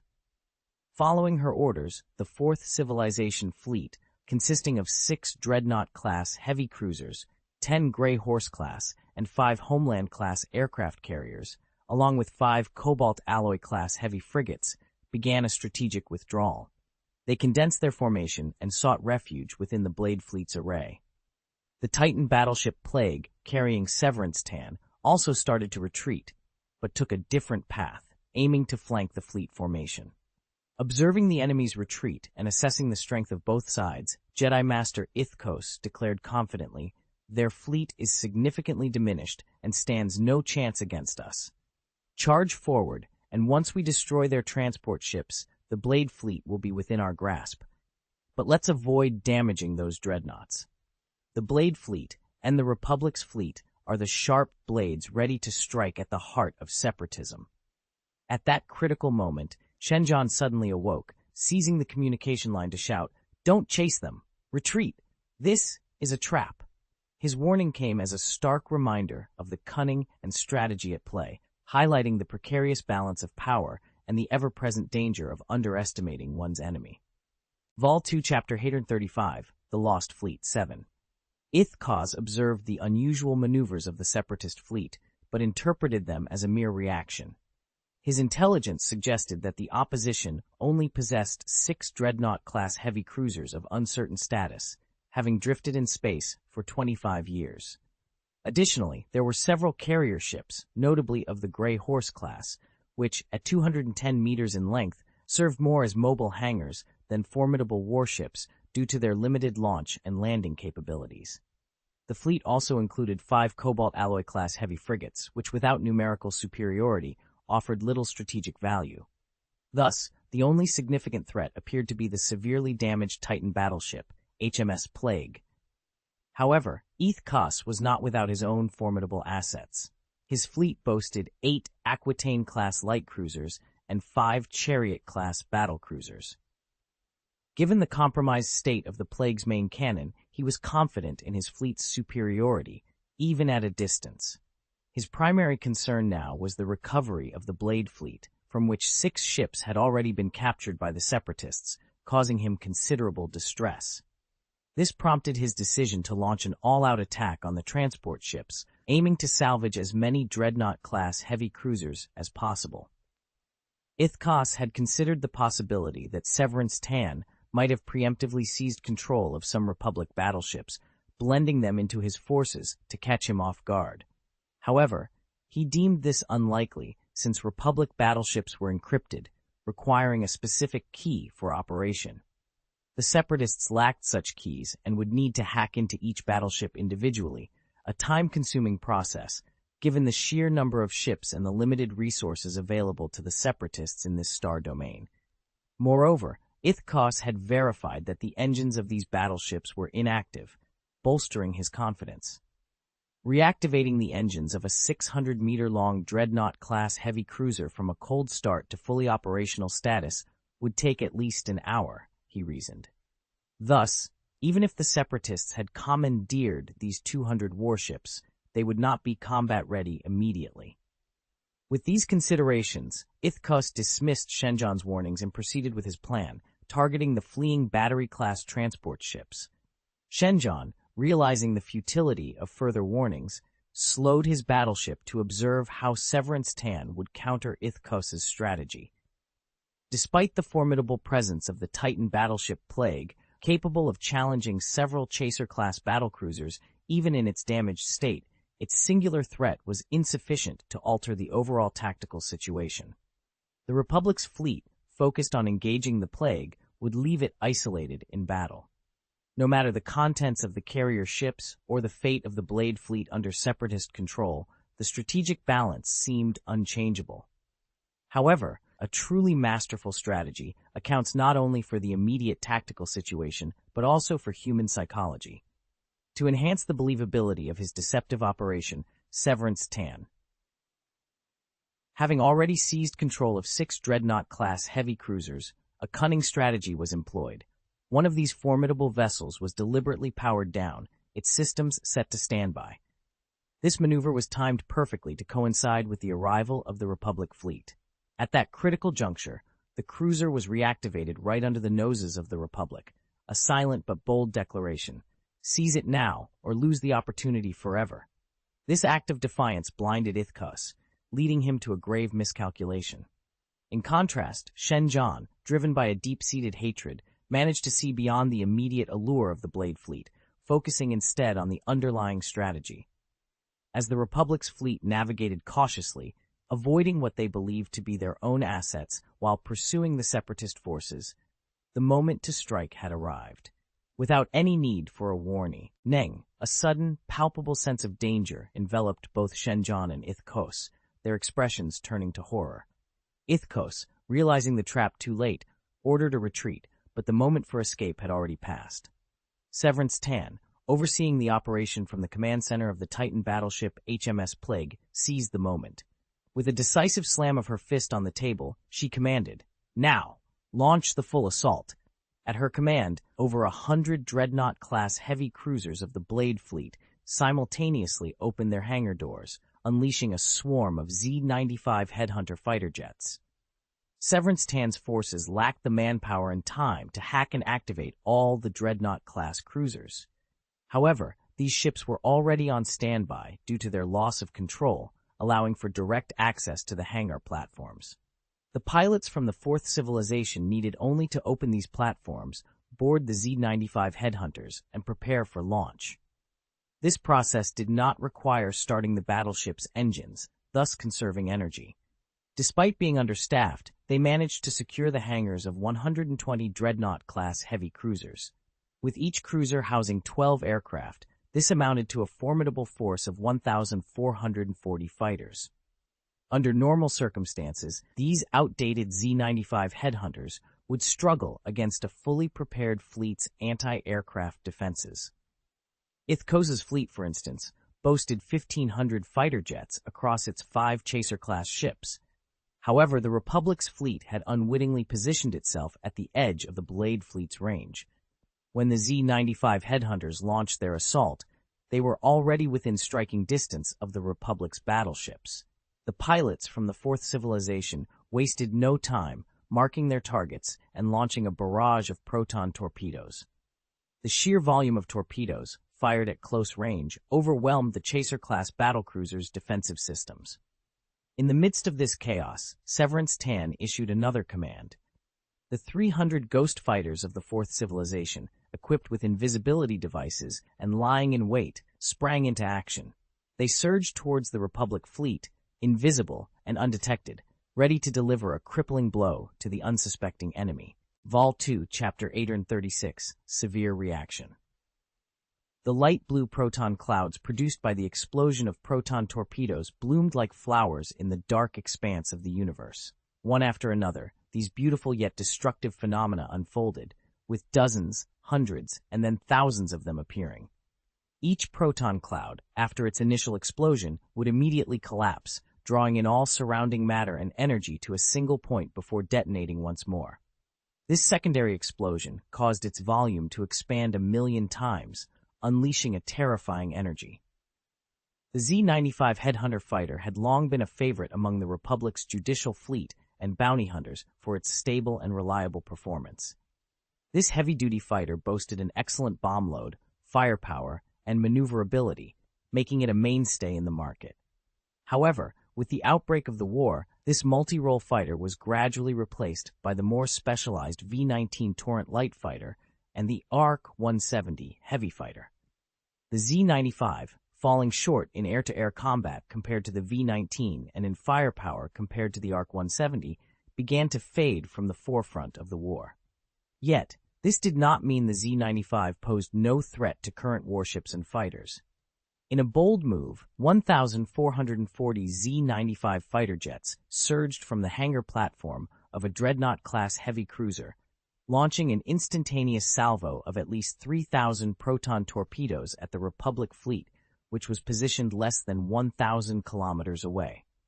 The Galactic Republic's warships, caught in the heat of battle, activated their close-in defense systems, creating a barrage around the ships. Countless lasers wove together into a deadly net, intercepting and shooting down the incoming proton torpedoes. Those that breached the defenses exploded against the shields of the Republic battleships, causing light blue proton clouds to flash continuously while the shields rippled like water waves. But this was merely the beginning. The 1,440 Z-95 fighters were far from finished. Pilots from the Fourth Civilization, already poised for action, dove towards the Republic battleships, unleashing their laser cannons in a relentless assault. Meanwhile, the Republic's fighter group, initially en route to attack the Separatist fleet, witnessed their warships under attack and immediately redirected to provide emergency assistance. However, they were too late to intercept the 300 Ghost fighters that had launched from the Grey Horse-class aircraft carrier. These Ghost fighters, equipped with stealth systems, vanished without a trace after a flash of electric light. Then, in the seemingly empty void, hundreds of Gemini missiles materialized and hurtled towards the Republic's fighter jets.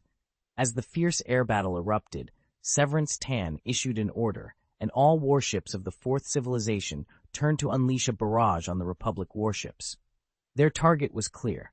All firepower was directed at the Chaser-class battlecruisers within the Republic formation. By eliminating these key ships, the Republic's fighter fleet would be left vulnerable and easily manipulated. Severance Tan's Titan battleship, the Plague, also pivoted, its turbo laser cannons firing continuously from the sides. Despite having suffered heavy damage, the Titan battleship's combat power was unmatched by other vessels. With no shields but protected by heavy armor, the Plague remained a formidable force. Strictly speaking, even with the addition of the 1,440 Z-95 fighter jets, the Fourth Civilization's fleet was only on par with the Republic fleet. However, the current formation of the two sides was a significant disadvantage for the Republic. Each of their warships was besieged by hundreds of Z-95 Headhunter fighter jets. As the close-in defense systems were overwhelmed, their own fighter jets faced interception by the Ghost fighters, leaving them no choice but to engage in a fighting retreat. Seizing this opportunity, the warships of the Fourth Civilization intensified their assault, pouring their firepower into the fray. The re-emerge, ends of the Lost Fleet, amidst the ongoing conflict between the Galactic Republic and the Blades fleet, sent shockwaves through the upper echelons of the Galactic Republic, the Confederation of Independent Systems, and the Fourth Civilization. This information was immediately classified as top secret, prompting swift and decisive actions from all involved parties. Upon receiving the urgent notification from Severance Tan, Tang Xiao wasted no time in mobilizing his fleet towards the Celia Galaxy. Despite the stretched resources of the Fourth Civilization's mobile fleet, Tang Xiao made a bold decision to dispatch Admiral Trench from the planet Christopher Sis to the Dawn planet, accompanied by a formidable armada. This fleet comprised 10 Cole-class battlecruisers, 5 Martha-class heavy-guided missile cruisers, and 5 Sova-class aircraft carriers. Additionally, at Tang Xiao's request, the Granites from the Golden Rock planet dispatched 300,000 Marines aboard 3 Lukrahuk-class battleships to join the assembly at the Celia Galaxy. Tang Xiao's strategy diverged significantly from the practices of the core corporate entities within the Confederation of Independent Systems, such as the Trade Alliance, which primarily focused on financial exploitation.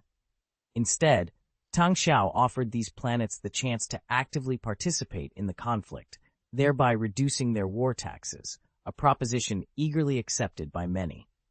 Unlike corporate magnates like Newt Gunley, whose ambitions were limited to accruing wealth and privileges, Tang Xiao aspired to establish a diverse and formidable empire, with wealth generation being a secondary objective. Upon learning of the Fourth Civilization's mobilization, the Granites promptly organized their forces and set sail without hesitation. Count Dooku, having been informed of the situation, viewed the news of the Blade Fleet's involvement with a mix of surprise and indifference.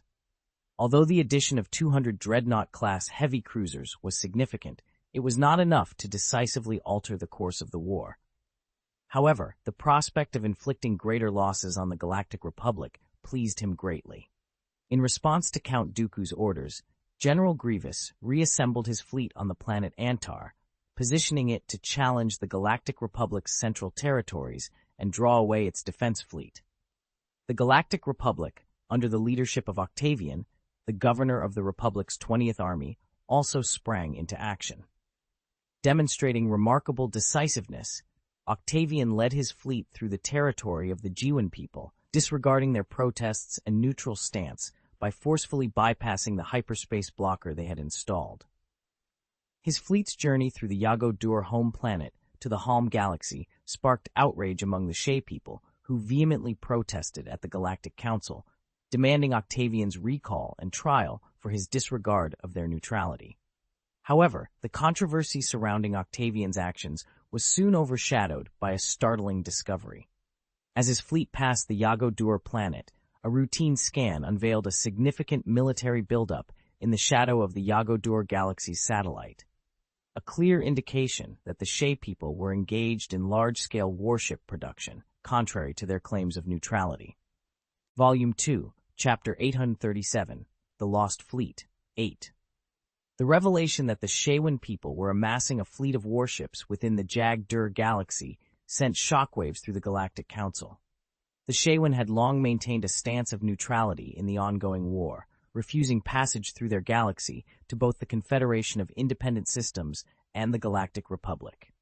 This neutrality had effectively turned the Jag-Dur galaxy into a barrier between the 18th, 19th, and 20th Army regions of the Galactic Republic. However, the discovery that the Shaywin were constructing warships on a grand scale raised serious questions. When confronted by the Galactic Republic, the Shaywin representatives claimed that the warships were purely for self-defense and would not be used in combat. Speaker Schiff Palpatine, sensing something amiss, demanded an investigation into the Shaywin's activities. He sought to know the specifics of the warships being produced, their types and quantities. The Shaywin, however, staunchly opposed this, viewing it as an infringement on their sovereignty and an affront to all neutral planets.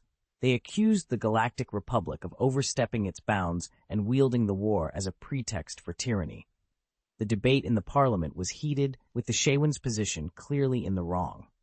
Lot Dodd, the representative of the trade union, recently shaken by a plague outbreak on the Nubian planet, was in no position to offer support. Only a representative from the Interstellar Banking Association attempted to defend the Shaywin, but his efforts were quickly overshadowed. Amidst this turmoil, Octavian, the governor of the 20th Army, led a fleet of 15 Chaser-class battlecruisers through the Jag-Dur galaxy towards the Halm galaxy, bypassing the parliamentary squabble. The Fourth Civilization, however, had already made their move. With a head start and closer proximity to the Halm galaxy, Admiral Trench's sea fleet had arrived 2 days prior. The Halm galaxy, under the jurisdiction of the now-destroyed 19th Army of the Galactic Republic, was of little interest to the Fourth Civilization until now. The small colonies on planet Halm surrendered without resistance, puzzled by the sudden interest in their remote world. Upon securing planet Halm, Admiral Trench commandeered the Sol spaceport and began fortifying the planet. He established defensive lines, constructed Gauss weapon platforms, and laid air mines in anticipation of the Republic fleet's arrival. Additionally, he gathered the finest navigators to dispatch 3 Lucrehook-class battleships loaded with Grand Marines to the Blades fleet. On January 14, 21 BBY, Octavian Grant, leading the 20th Army's fleet, engaged Admiral Trench's defenses in the Halm system. Despite the formidable iron barrel formation arranged by Trench, the Republic fleet was forced to retreat without any decisive victory, and both sides suffered losses. Following the skirmish, Octavian withdrew his fleet to the Halm system's asteroid belt for repairs. The next day, Tang Xiao, the leader of the Fourth Civilization, arrived in the Halm galaxy aboard Kunte's Astro-class frigate. However, he did not partake in the battle. After meeting with Admiral Trench, he promptly returned to Munte's base, leaving the conflict unresolved and the fate of the Halm galaxy hanging in the balance. The spaceship embarked on a journey to establish a connection through a non-hyperspace channel, covering a distance of 11.7 light-years to reach the Blade Fleet's location. Hyperspace travel in this region was not entirely absent, but was marked by instability and intermittent connections. This unpredictability meant that if a hyperspace connection was lost mid-jump, the spacecraft's safety systems would halt its progress, leaving it adrift in the cosmos until a stable connection could be re-established. Navigation through hyperspace required dodging the mass projections of stars and planets, with the coordinates of the hyperspace channel being determined by these celestial bodies. However, the Blade fleet was situated in a starless void, complicating its precise location. The Fourth Civilization's fleet had previously taken advantage of a rare stable hyperspace connection to reach the Blade fleet. Shenzhen, employing the Force for navigation, could maintain hyperspace travel at speeds surpassing light, even in the absence of a hyperspace channel. Meanwhile, the battle between Severance Tan's fleet and Ethkos's forces raged on near the Blade fleet. Both parties were cautious, unwilling to deplete their strength prematurely with the prize of the Blade fleet at stake. Yet, the tide of battle began to shift in favor of Severance Tan. The Republic fleet was caught off guard by a sudden onslaught of Z-95 fighters, throwing them into disarray. Isolated and overwhelmed, their ships struggled against a barrage of proton torpedoes, their shields on the brink of failure. The situation worsened when the Fourth Civilization's fleet joined the fray, quickly breaching the shields of 2 Chaser-class battlecruisers and inflicting severe damage. These ships were forced to retreat, while the remaining 3 Chaser-class cruisers also faced imminent defeat, attempting to withdraw from the Blade fleet's vicinity. At this critical juncture, Shenzhen intervened, urgently contacting Ithkos. "Stop retreating. We must maintain our position within the Blade fleet's formation," he exclaimed. Ithkos, under pressure, retorted dismissively, "Are you unaware that the Separatists have seized control of the hangar platforms on the battleships?" Shenzhen clarified, "They've only taken the hangars, not the battleships themselves. Deploy the Marines to board the Blade fleet's battleships. If we can secure control of even one, it could turn the tide." Realizing the potential of Shenzhen's strategy, Ithkos quickly redirected the fighter jets to provide cover for the Marine Corps' landing on the Blade fleet. Their advantage lay in possessing the keys to the battleships, allowing them to bypass security systems and gain control directly. Once the engines are operational, prioritize powering the turrets. "We need those guns firing within 20 minutes, Shenzhen instructed. Ithkos acted swiftly, coordinating the deployment of clone troopers and shuttles, who, under the protection of V-19 Torrent fighters, began their descent onto the Dreadnought-class heavy cruisers of the Blade fleet. Observing this maneuver, Severance Tan sneered, confident in his strategy. "Foolish move. Ignore the shuttles. Focus all firepower on the Chaser-class battlecruisers." Despite the unfolding chaos, Shenzhen meticulously analyzed the battlefield, calculating their next moves with the hope of averting defeat. In the midst of their urgent conversation, Ithkos was growing increasingly anxious. He pressed for an answer, unable to contain his concern any longer. "What's the solution?" he asked, his voice tinged with desperation. Shenzhen's gaze was fixed on the shattered remains of the plague, his expression hardening with resolve. "There is only one way," he declared, his voice firm and unwavering. "We must kill Severance Tan." Vol 2, Chapter 838, The Lost Fleet, 9. When Ithkos heard Shenzhen's words, his gaze involuntarily shifted to the battered yet still formidable hull of the Titan-class battleship, HMS Plague. The battle had raged on, and throughout, the Separatist fleet's formation remained unbroken, with the deployment of thousands of fighters executed in a manner both reasonable and efficient. Despite the chaotic nature of the conflict, their maneuvers were executed with precision, as if guided by an unseen hand across a vast chessboard. In terms of fleet command capabilities, Severance Tan was unmatched in the galaxy at this moment. Ithkos was beginning to grasp the gravity of Shenzhen's earlier assertion that defeating Severance Tan was a prerequisite to overcoming her fleet. The Chizian commander's tactical acumen was indeed formidable. The confrontations at Salaban, Christopher Sis, and Cato Neimoidia had all showcased her brilliance, yielding unexpectedly favorable outcomes time and again. Was it possible that the true arrogance lay within himself? With determination, Ithkos asked, "How do we proceed to eliminate Severance Tan?"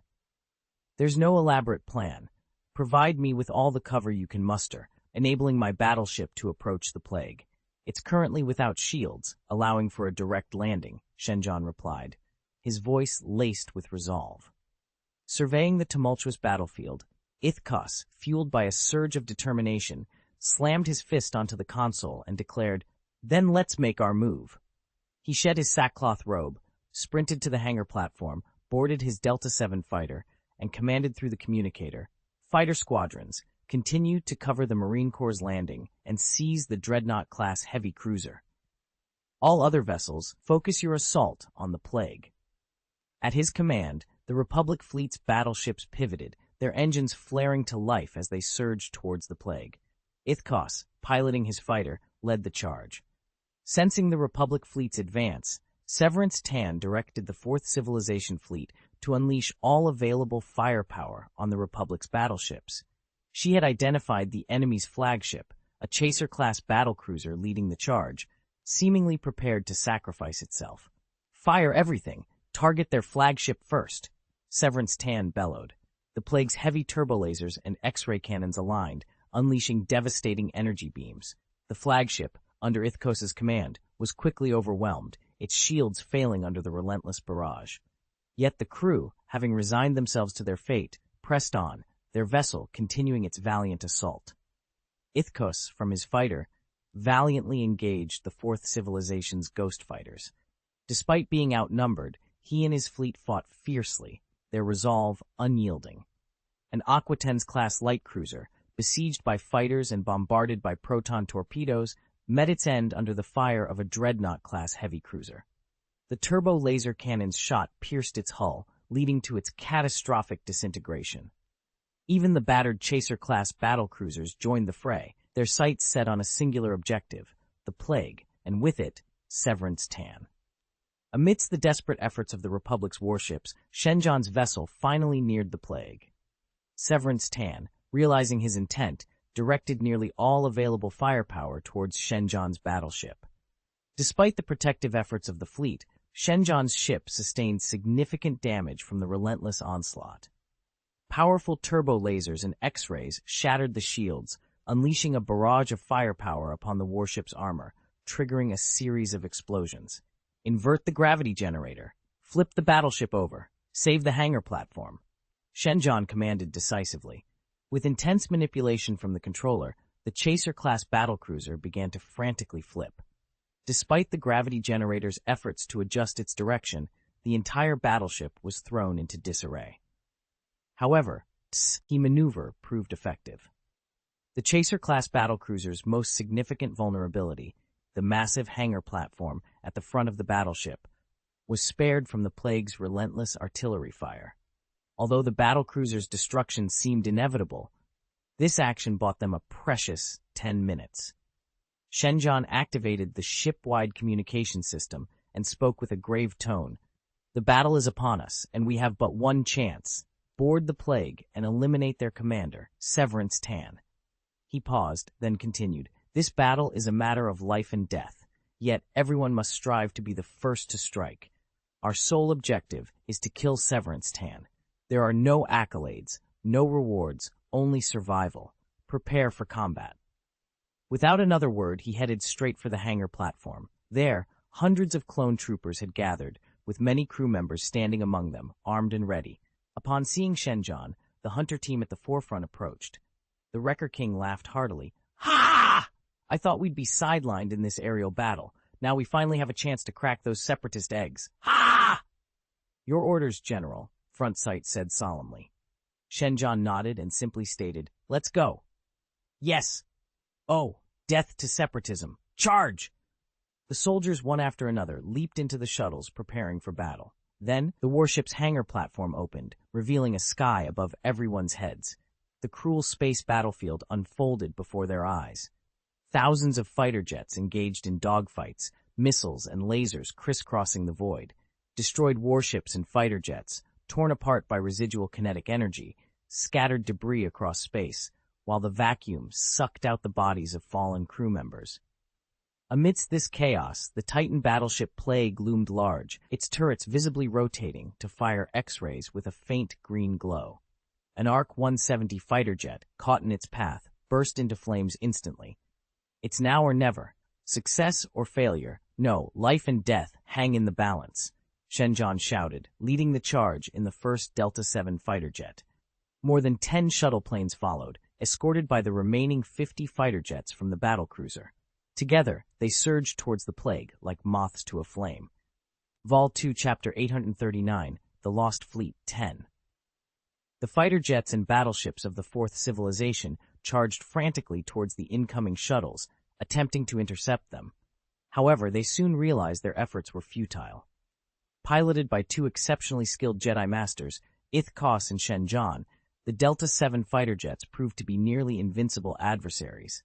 Accompanying them was another unidentified Jedi Master and Shenjan's apprentice, Nat Rice. Fueled by a desire for vengeance, Nat, the sister of Shenjan's former apprentice Stam Rice, had succumbed to the dark side. Together, these 4 Jedi Knights, each piloting a Delta-7 fighter jet, became an unstoppable force on the battlefield. At this time, the Fourth Civilization's fleet, consisting of over 1,400 Z-95 fighter jets, was besieging the Republic's fleet, while 300 Ghost fighter jets were engaging the Republic's fighters. Thus, when Shenjan and his team initiated their raid, the only immediate support available to counter them were the Z-95 fighter jets. The Z-95 fighters, less familiar to the pilots of the Fourth Civilization and inferior in performance to the Ghost fighters, stood little chance against the Jedi Knights. The 4 Delta-7 fighter jets dominated the battlefield, maintaining speeds that rendered close-in weapon systems and fire control radars ineffective. The Fourth Civilization's only hope was to launch a barrage of fire, praying for a lucky hit. However, luck was not on their side. The Jedi, anticipating every move, maneuvered their fighters with incredible speed, evading all attacks and calmly launching their own. Ithkos and Shenjan, with precision and foresight, shot down any fighter jet that posed a threat to the shuttles carrying Republic clone troopers, ensuring their safe passage to the plague. Under normal circumstances, with only 50 fighter jets at their disposal, the Republic's plan to reach the plague would have been deemed impossible. Yet the Jedi Knights turned the impossible into reality. The operation was swift. Within 20 minutes, the first shuttle reached the plague, landing in a damaged section of the ship. The clone troopers, equipped with magnetic boots for space combat, secured themselves to the battleship's armor and began cutting through the sealed compartment doors. Severance Tan, commanding from the bridge of the plague, ordered an immediate lockdown of the ship and organized a defense in strategic, narrow passages. She called for the Marine Corps, who had been deployed to other Dreadnought-class heavy cruisers, to return at once. At this moment, the plague's defenses consisted of only 200 Marine Corps personnel and 300 combat robots, a force utterly inadequate for the task at hand. The shadow of defeat loomed over Severance Tan once more. Frustrated and despairing, she exclaimed, "Why a Jedi Knight? Why must we face a Jedi Knight again?" Meanwhile, within the plague, the Fourth Civilization's Marine Corps hastily prepared for the incoming assault. They barricaded corridors with debris and took up defensive positions. Leading the defense were more than 10 B-1 combat robots and 5 B-2 super combat robots, their blasters aimed at the hatch, ready for the Republic's forces. As the battle raged on, the determination and skill of the Jedi Knights and Republic forces continued to challenge the might of the Fourth Civilization, inching closer to a critical confrontation aboard the plague. The corridor was suddenly flanked by robots, which extended their bodies and activated their shield generators, enveloping themselves in an energy film. Twin blaster cannons were primed and ready for action. Meanwhile, on the battleship's compartment door, an energy welding gun tirelessly traced the door's seams, cutting through them. The soldiers of the Fourth Civilization, hands gripping their weapons, began to sweat with anticipation. With a resounding boom, the hatch was blown open, and the Fourth Civilization's forces unleashed their full firepower. The cacophony of the M15 Defender assault rifles, the B-1 battle droids' B-5 blaster rifles, the B-2 super battle droids' arm blasters, and the destroyer droids' twin blasters created a deadly barrage, sealing off the area with a net of fire. The smoke from the explosion lingered, obscuring visibility. The soldiers continued to fire blindly into the haze. Suddenly, several muffled grunts were heard from the other side of the door, followed by cylindrical objects rolling in. The soldiers quickly took cover, either on the ground or behind the robots. Explosions rocked the corridor as fragment and detonation grenades went off, sending shrapnel flying and filling the air with blinding light and disorienting infrasound. Despite their helmets, designed to protect against such assaults, the soldiers were left reeling. The robots, too, were visibly affected, staggering amidst the chaos. Seizing the moment, a squad of clone troopers clad in white polymer alloy armor charged in, unleashing a volley of fire. Several B-1 combat robots fell, but the destroyer droids advanced, their twin blasters firing wildly. Their shields absorbed the incoming fire, allowing them to take down several clone troopers. However, the tide turned when a red light sliced through the air. Shenjan, wielding his lightsaber, deflected the blaster beams, advancing steadily. Despite his skill, the narrow corridor and the relentless firepower of the destroyer droids stalled his progress. In a bold move, clone troopers at the rear launched a rocket at the destroyer droids under Shenjan's cover. The explosion shattered the droids' shields, clearing the way for the troopers to eliminate the remaining Fourth Civilization forces and secure the area. Led by Shenjan, Ithkos, Nat Race, and an unnamed Jedi Master, a team of about 100, bolstered by the Jedi Knights, invaded the HMS Plague with overwhelming force. The battleship was thrown into chaos as cabin after cabin fell, and the Fourth Civilization's Marines were driven back. Their objective was clear: to capture the bridge controlled by Severance Tan. Severance Tan, monitoring the battleship's internal schematics with alarm signals flashing, was grim-faced. "Do you think I'll just sit here and wait? Impossible! Wait for me, Jedi Knight," she declared. Gathering a contingent of soldiers and robots, she charged towards the Jedi Knights, determined to confront them head-on. Vol 2, Chapter 840, The Lost Fleet 11. In the vast expanse of the Plague battleship, an unworthy Jedi Master, accompanied by Ithkoth, led the clone army deep into its heart. The sheer size of the battleship meant that their point of entry, situated in the middle of the vessel, required them to advance at least 2 or 3 kilometers to reach the bridge. As they made their way, Marines and droids from the Fourth Civilization attempted to halt their progress. However, the formidable prowess of the Jedi Master, coupled with the valiant efforts of the well-trained clone troopers, easily overwhelmed their resistance. Suddenly, the situation took a turn when 2 robots, curled up into balls, rolled towards them at high speed. "Destroyers, be careful!" a clone trooper shouted, seeking cover. The destroyer droids extended their bodies, activated their shields, and unleashed a barrage of fire. The Jedi Master stepped forward, his green lightsaber flashing as he deflected the onslaught, providing the clone soldiers with the opportunity to find safety. Yet, amidst the chaos, the Jedi Master sensed an imminent threat from behind. Swiftly turning, he found nothing but his own troops. Shaking off the feeling, he re-engaged the destroyer droid with renewed focus. The enemy's numbers seemed to swell, and the Jedi Master found himself under increasing pressure. Without warning, the ceiling above them was blasted open, and a figure descended amidst the debris. A yellow lightsaber moved with lethal precision, and before the Jedi Master could react, he was impaled through the chest. More robots poured in from the opening, firing relentlessly at the clone soldiers. Severance Tan, with a grim expression, wielded her yellow lightsaber with deadly efficiency, cutting down the clone soldiers with ease. She then continued her relentless advance towards the rear of the battleship. Ithkoth and his soldiers arrived at the scene only to find devastation. The unnamed Jedi Master lay among the fallen, a testament to the ambush. "Tan took the initiative to attack," Ithkoth surmised grimly. "I know where she is," Shenjan stated coldly over the communication line. Severance Tan, leading a contingent of Marines and robots, made her way towards the warehouse area. The Plague's hangar platform was destroyed, but the cargo loading and unloading platform offered a means of escape, albeit a modest one. With each step, Severance Tan's sense of urgency grew. The tide of battle had turned against her, and even the prospect of facing a Jedi Knight filled her with dread. "My strategy was perfect, but why? Why is it always the Jedi Knights?" she lamented bitterly. The Jedi were the unpredictable element that had thwarted her plans and instilled in her the fear of defeat and death. She was convinced that a Jedi Knight was on the plague, hunting her down. The fear of death overwhelmed her. She was desperate to escape, to flee as far as possible. The storage area was just ahead. The leading Marine pressed the button to open the door, but in that moment, a blood-red sword shadow flashed. The Marine's movements halted abruptly, his body slowly separating before the upper half fell to the ground with a thud, leaving only his legs standing.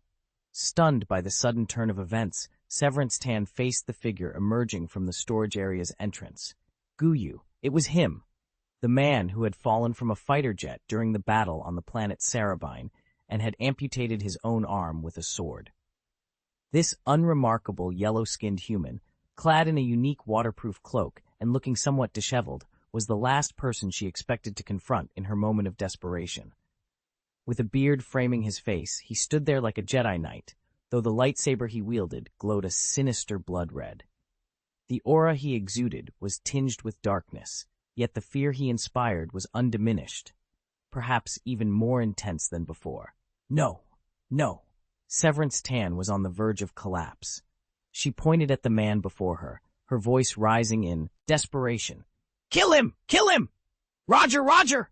The B-1 battle droid stepped forward upon receiving the command, unleashing a barrage of fire at Shenjan. However, every blast was effortlessly deflected by his lightsaber. Severance Tan turned to flee, only to find her path blocked by another figure wielding a blood-red lightsaber. A young woman with a grim expression stood in her way, her eyes burning with vengeance. "In Sarabin, you killed my brother. Today, you will pay for your crimes in blood." Natrace's face twisted with rage. Without another word, she charged at Severance Tan with her lightsaber. Severance Tan, consumed by fear, engaged in a reluctant battle with Natrace. Meanwhile, Shenjan had dispatched more than a dozen B-1 battle droids and was now confronting the elite Marines of the Fourth Civilization.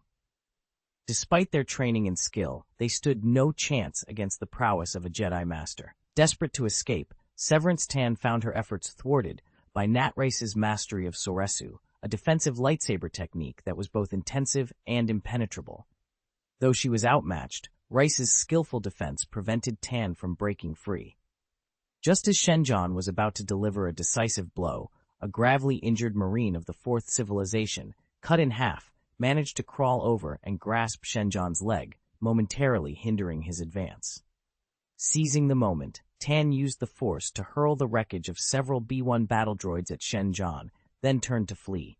Suddenly, the battleship lurched violently, throwing everyone against the walls. Debris and bodies were sent flying towards them as the ship seemed to capsize. What had happened? Severance Tan, driven by survival, continued her escape, using the Force to clear her path of debris and corpses. Despite the ongoing tremors that caused her to fall multiple times, she pressed on. As she passed a porthole, Tan caught sight of another massive battleship outside, severely damaged and breaking apart. Metal screeched against metal, and the void of space was littered with corpses, fragments, and even fighter jets spilling from the shattered hull. The Plague, too, had sustained significant damage, with parts of its structure visibly breaking off and flying into space. It was difficult to identify the model of the damaged battleship due to its immense size. However, as some fragments drifted away, Tan recognized the distinctive circular shape of the broken hull. Could it be a Lucre Hook-class battleship? Vol 2, Chapter 841, The Lost Fleet 12. In a dramatic turn of events, a rookie Hook-class battleship collided with the formidable Titan battleship HMS Plague. The battleship, adorned with the blue and white insignia of the Confederation of Independent Systems and its distinctive hexagonal logo, signaled the arrival of reinforcements. The collision was catastrophic.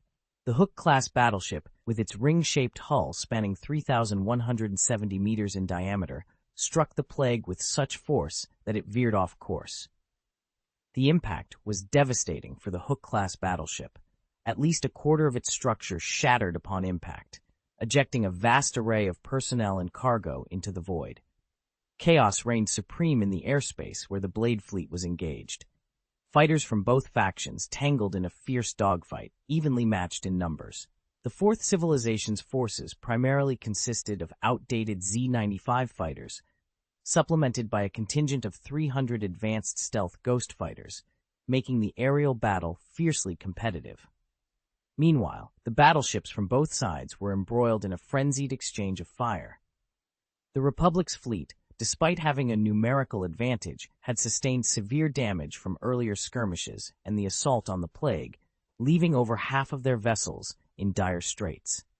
From a distance, the Fourth Civilization's Grey Horse-class and Homeland-class aircraft carriers observed the fray, opting not to engage directly. The real firepower lay with the 6 Dreadnought-class heavy cruisers and the Plague, supported by 5 Cobalt alloy heavy frigates, though their effectiveness was questionable. The outcome of the fleet battle remained uncertain. Some of the Dreadnought-class heavy cruisers had been commandeered by the Republic's Marine Corps. Following Shenjan's last orders, they had activated their weapon systems, providing some level of support to the chaotic battlefield. The situation aboard the Plague was particularly dire. Shenjan's Chaser-class battlecruiser had made a valiant approach, but relentless fire from the Plague had left it ablaze, forcing it to retreat. However, the unexpected collision with the Hook-class battleship inflicted further damage on the Plague. Severance Tan, amidst the turmoil, was unaware of the specifics but could see the chaos unfolding. The Hook-class battleship's abrupt emergence from hyperspace directly in the Plague's path had resulted in a disastrous collision, leaving both behemoths severely damaged. Severance Tan, in a desperate bid to escape, led a frantic chase, with Shenjan and Nat Race hot on her heels. The collision had thrown the battleship into disarray, with only a handful of powerful force users continuing the pursuit. Severance Tan raced towards an energy node of the railgun, hoping to use the complex terrain of batteries and equipment to her advantage. However, her path was blocked by a massive piece of debris from the Hook-class battleship, a grim reminder of the recent collision. "There's no escape, Severance Tan. Today, you face the Devil's Judgment. The spirits of Sarabin and Keshel cry out from the depths of hell, eager for your demise." Shenjan bellowed, his lightsaber cutting through the air. Refusing to accept her fate, Severance Tan summoned her last reserves of strength. Drawing her yellow lightsaber, she faced her pursuers head-on, determined to fight until the very end. In the midst of a fierce battle, Severance Tan appeared deranged, forcing Shenjan and his allies to exercise increased caution. However, the disparity in strength was glaringly apparent. As Severance Tan struggled to fend off the 2 blood-red lightsabers, Shenjan seized an opportunity, delivering a powerful kick to her chest. The force of the kick sent Tan flying backward, crashing into a large piece of debris and coughing up a significant amount of blood. "It's over." Shenjan exhaled deeply, lifting his lightsaber with both anger and hatred fueling his strike. But as he brought his lightsaber down, an unexpected force intervened. An invisible barrier not only halted the lightsaber, but also unleashed a powerful blast that sent Shenjan and Nat Reese reeling backward. Severance Tan, bewildered, noticed a black gauntlet floating before her, radiating an intense dark side energy. The gauntlet, adorned with 5 black stones, each set with a gem and accented with golden tassels, was striking in its appearance. Was this the artifact that had saved her from a fatal blow? Fear momentarily gripped Severance Tan, but as she saw Shenjan and Nat Rice regrouping for another attack, her survival instincts kicked in. Without hesitation, she donned the gauntlet. Instantly, a surge of dark side power overwhelmed her, erasing any pain and replacing it with a sense of invincibility. She felt as though she could dominate the galaxy, unchallenged and supreme. "I am the Queen of Darkness," she proclaimed, emboldened by her newfound power. As Shenjan and Nat Race launched another assault, their lightsabers were once again thwarted by an unseen force. Despite their efforts, they could not breach the barrier. With a cruel and maniacal expression, Severance Tan, now empowered by the gauntlet, declared, "I will kill you, now." The force barrier propelled Shenjan and Nat Race backward, and Severance Tan, abandoning any pretense of defense, unleashed a frenzied attack with her yellow lightsaber. The gauntlet ensured that no harm could come to her. Unbeknownst to those embroiled in the conflict, a figure cloaked in black observed from atop a large metal fragment. His eyes glowed with a golden light as he watched the battle unfold with a cold, calculating gaze. This was Darth Malthael. Indeed, confront your own fears, Darth Malthael mused with a sinister smile. Overcome the fears that once held you back. Then, I will become the new source of your fear, an eternal dread. Only then will you understand who truly rules over you. As he spoke, the hangar bays of the Lucrehook-class battleship opened, releasing a swarm of transport ships and fighter jets into the fray. Vol 2, Chapter 42, The Lost Fleet, 13. An hour earlier, in the Hom Galaxy, a tense standoff unfolded. The Fourth Civilization Sea Fleet, commanded by Admiral Trench, and the Galactic Republic's 20th Army Fleet, led by Governor Octavian Grant, were poised for confrontation. Despite the proximity of 117 light-years being negligible for hyperspace travel, it represented an insurmountable distance for sublight speed travel. Hyperspace, with its intermittent flow, steady channels, and elusive creeks, awaited its moment to breach this spatial gap. At the rear of the Fourth Civilization Fleet, 3 Lucrehook-class battleships and an Astro-class frigate, loaded with Grand Marines, stood ready. On the bridge of a Lucrehook-class battleship, thousands of technicians and navigators were engrossed in their computers, sifting through hyperspace data to discern a usable pattern amidst the chaos. The Republic fleet engaged in similar efforts. Tang Xiao, seated in the cockpit of the Astro-class frigate, observed an old friend casually enjoying a cup of coffee on the floor. "You seem to be in high spirits," Munter commented with a smile. Indeed, the discovery of the Blade fleet by Severance Tan was unexpected, and its proximity to our control area was even more so. "It's as if I've already claimed half of the Blade fleet," Tang Xiao replied. "You've mentioned this fleet before, but without any leads. Its sudden appearance must be fate," Munter mused. "Fate often feels like it's orchestrated by the Force. It makes me wonder who controls the Force itself," Tang Xiao pondered, gazing at the ceiling with his hands behind his head. "Your perspective on the Force always seems to transform you. It's as though you have two sides," Munter noted, smiling. "It's fear. Fear of the day I must confront the entity that governs everything. Have you ever considered why individuals from 2 different worlds like us ended up on this mothership?" Tang Xiao sighed. "Of course I have," Munter replied. "And I realized I can now boast about being buddies with the Governor of Dawn," Munter joked, eliciting hearty laughter from Tang Xiao. "I'm serious. You conquer your galaxy, and I explore my starry sky. Yet here we are, from 2 different worlds." Munter said, still smiling. "I understand," Tang Xiao acknowledged, bumping fists with Munter. They then turned their attention to the bridge's screen. "Your engineers are impressive. They've found a navigable hyperspace link that will be accessible in about an hour." "Ah, I see," Tang Xiao said, moving to the porthole to gaze at the vast universe beyond. From this vantage point, the starry sky was uninterrupted by any battleship. The universe's vastness made the so-called 1,000-meter giant ships seem inconsequential. Yet, amidst the serene starlight, flashes indicated that the fleets had resumed their battle. Munter, fixated on the screen data, suggested, "I think we can leave early." Tang Xiao's eyes sparkled with anticipation. "Can we really depart ahead of schedule?" "Although my memory has faded, I recall being trapped in the Noan people's alien dimension. That experience has given me a unique understanding of abnormal hyperspace," Munter explained. "So, you're suggesting we enter hyperspace before the link is established?" Tang Xiao inquired, seeking theoretical justification. "I can," Munter confidently affirmed, hinting at a daring plan to navigate the unpredictable currents of hyperspace ahead of their adversaries. "Only you know. This is merely an old captain's intuition," Munter said as he stretched and arched his eyebrows. "Imagine I'm piloting a spaceship, surfing through hyperspace, riding the cosmic waves." Tang Xiao pondered for a moment before asking, "Well, a small ship or a large one, it's all the same. Why not switch to a bigger vessel?" Munter was taken aback. "How large are we talking?" Moments later, Munter stood frantically on the bridge of the Rookie Hook-class battleship, exclaiming, "Are you out of your mind? Seriously, what makes you think I can navigate this 3,000-plus-meter behemoth through hyperspace?" The crew members around him remained silent, having never witnessed anyone challenge the governor so boldly.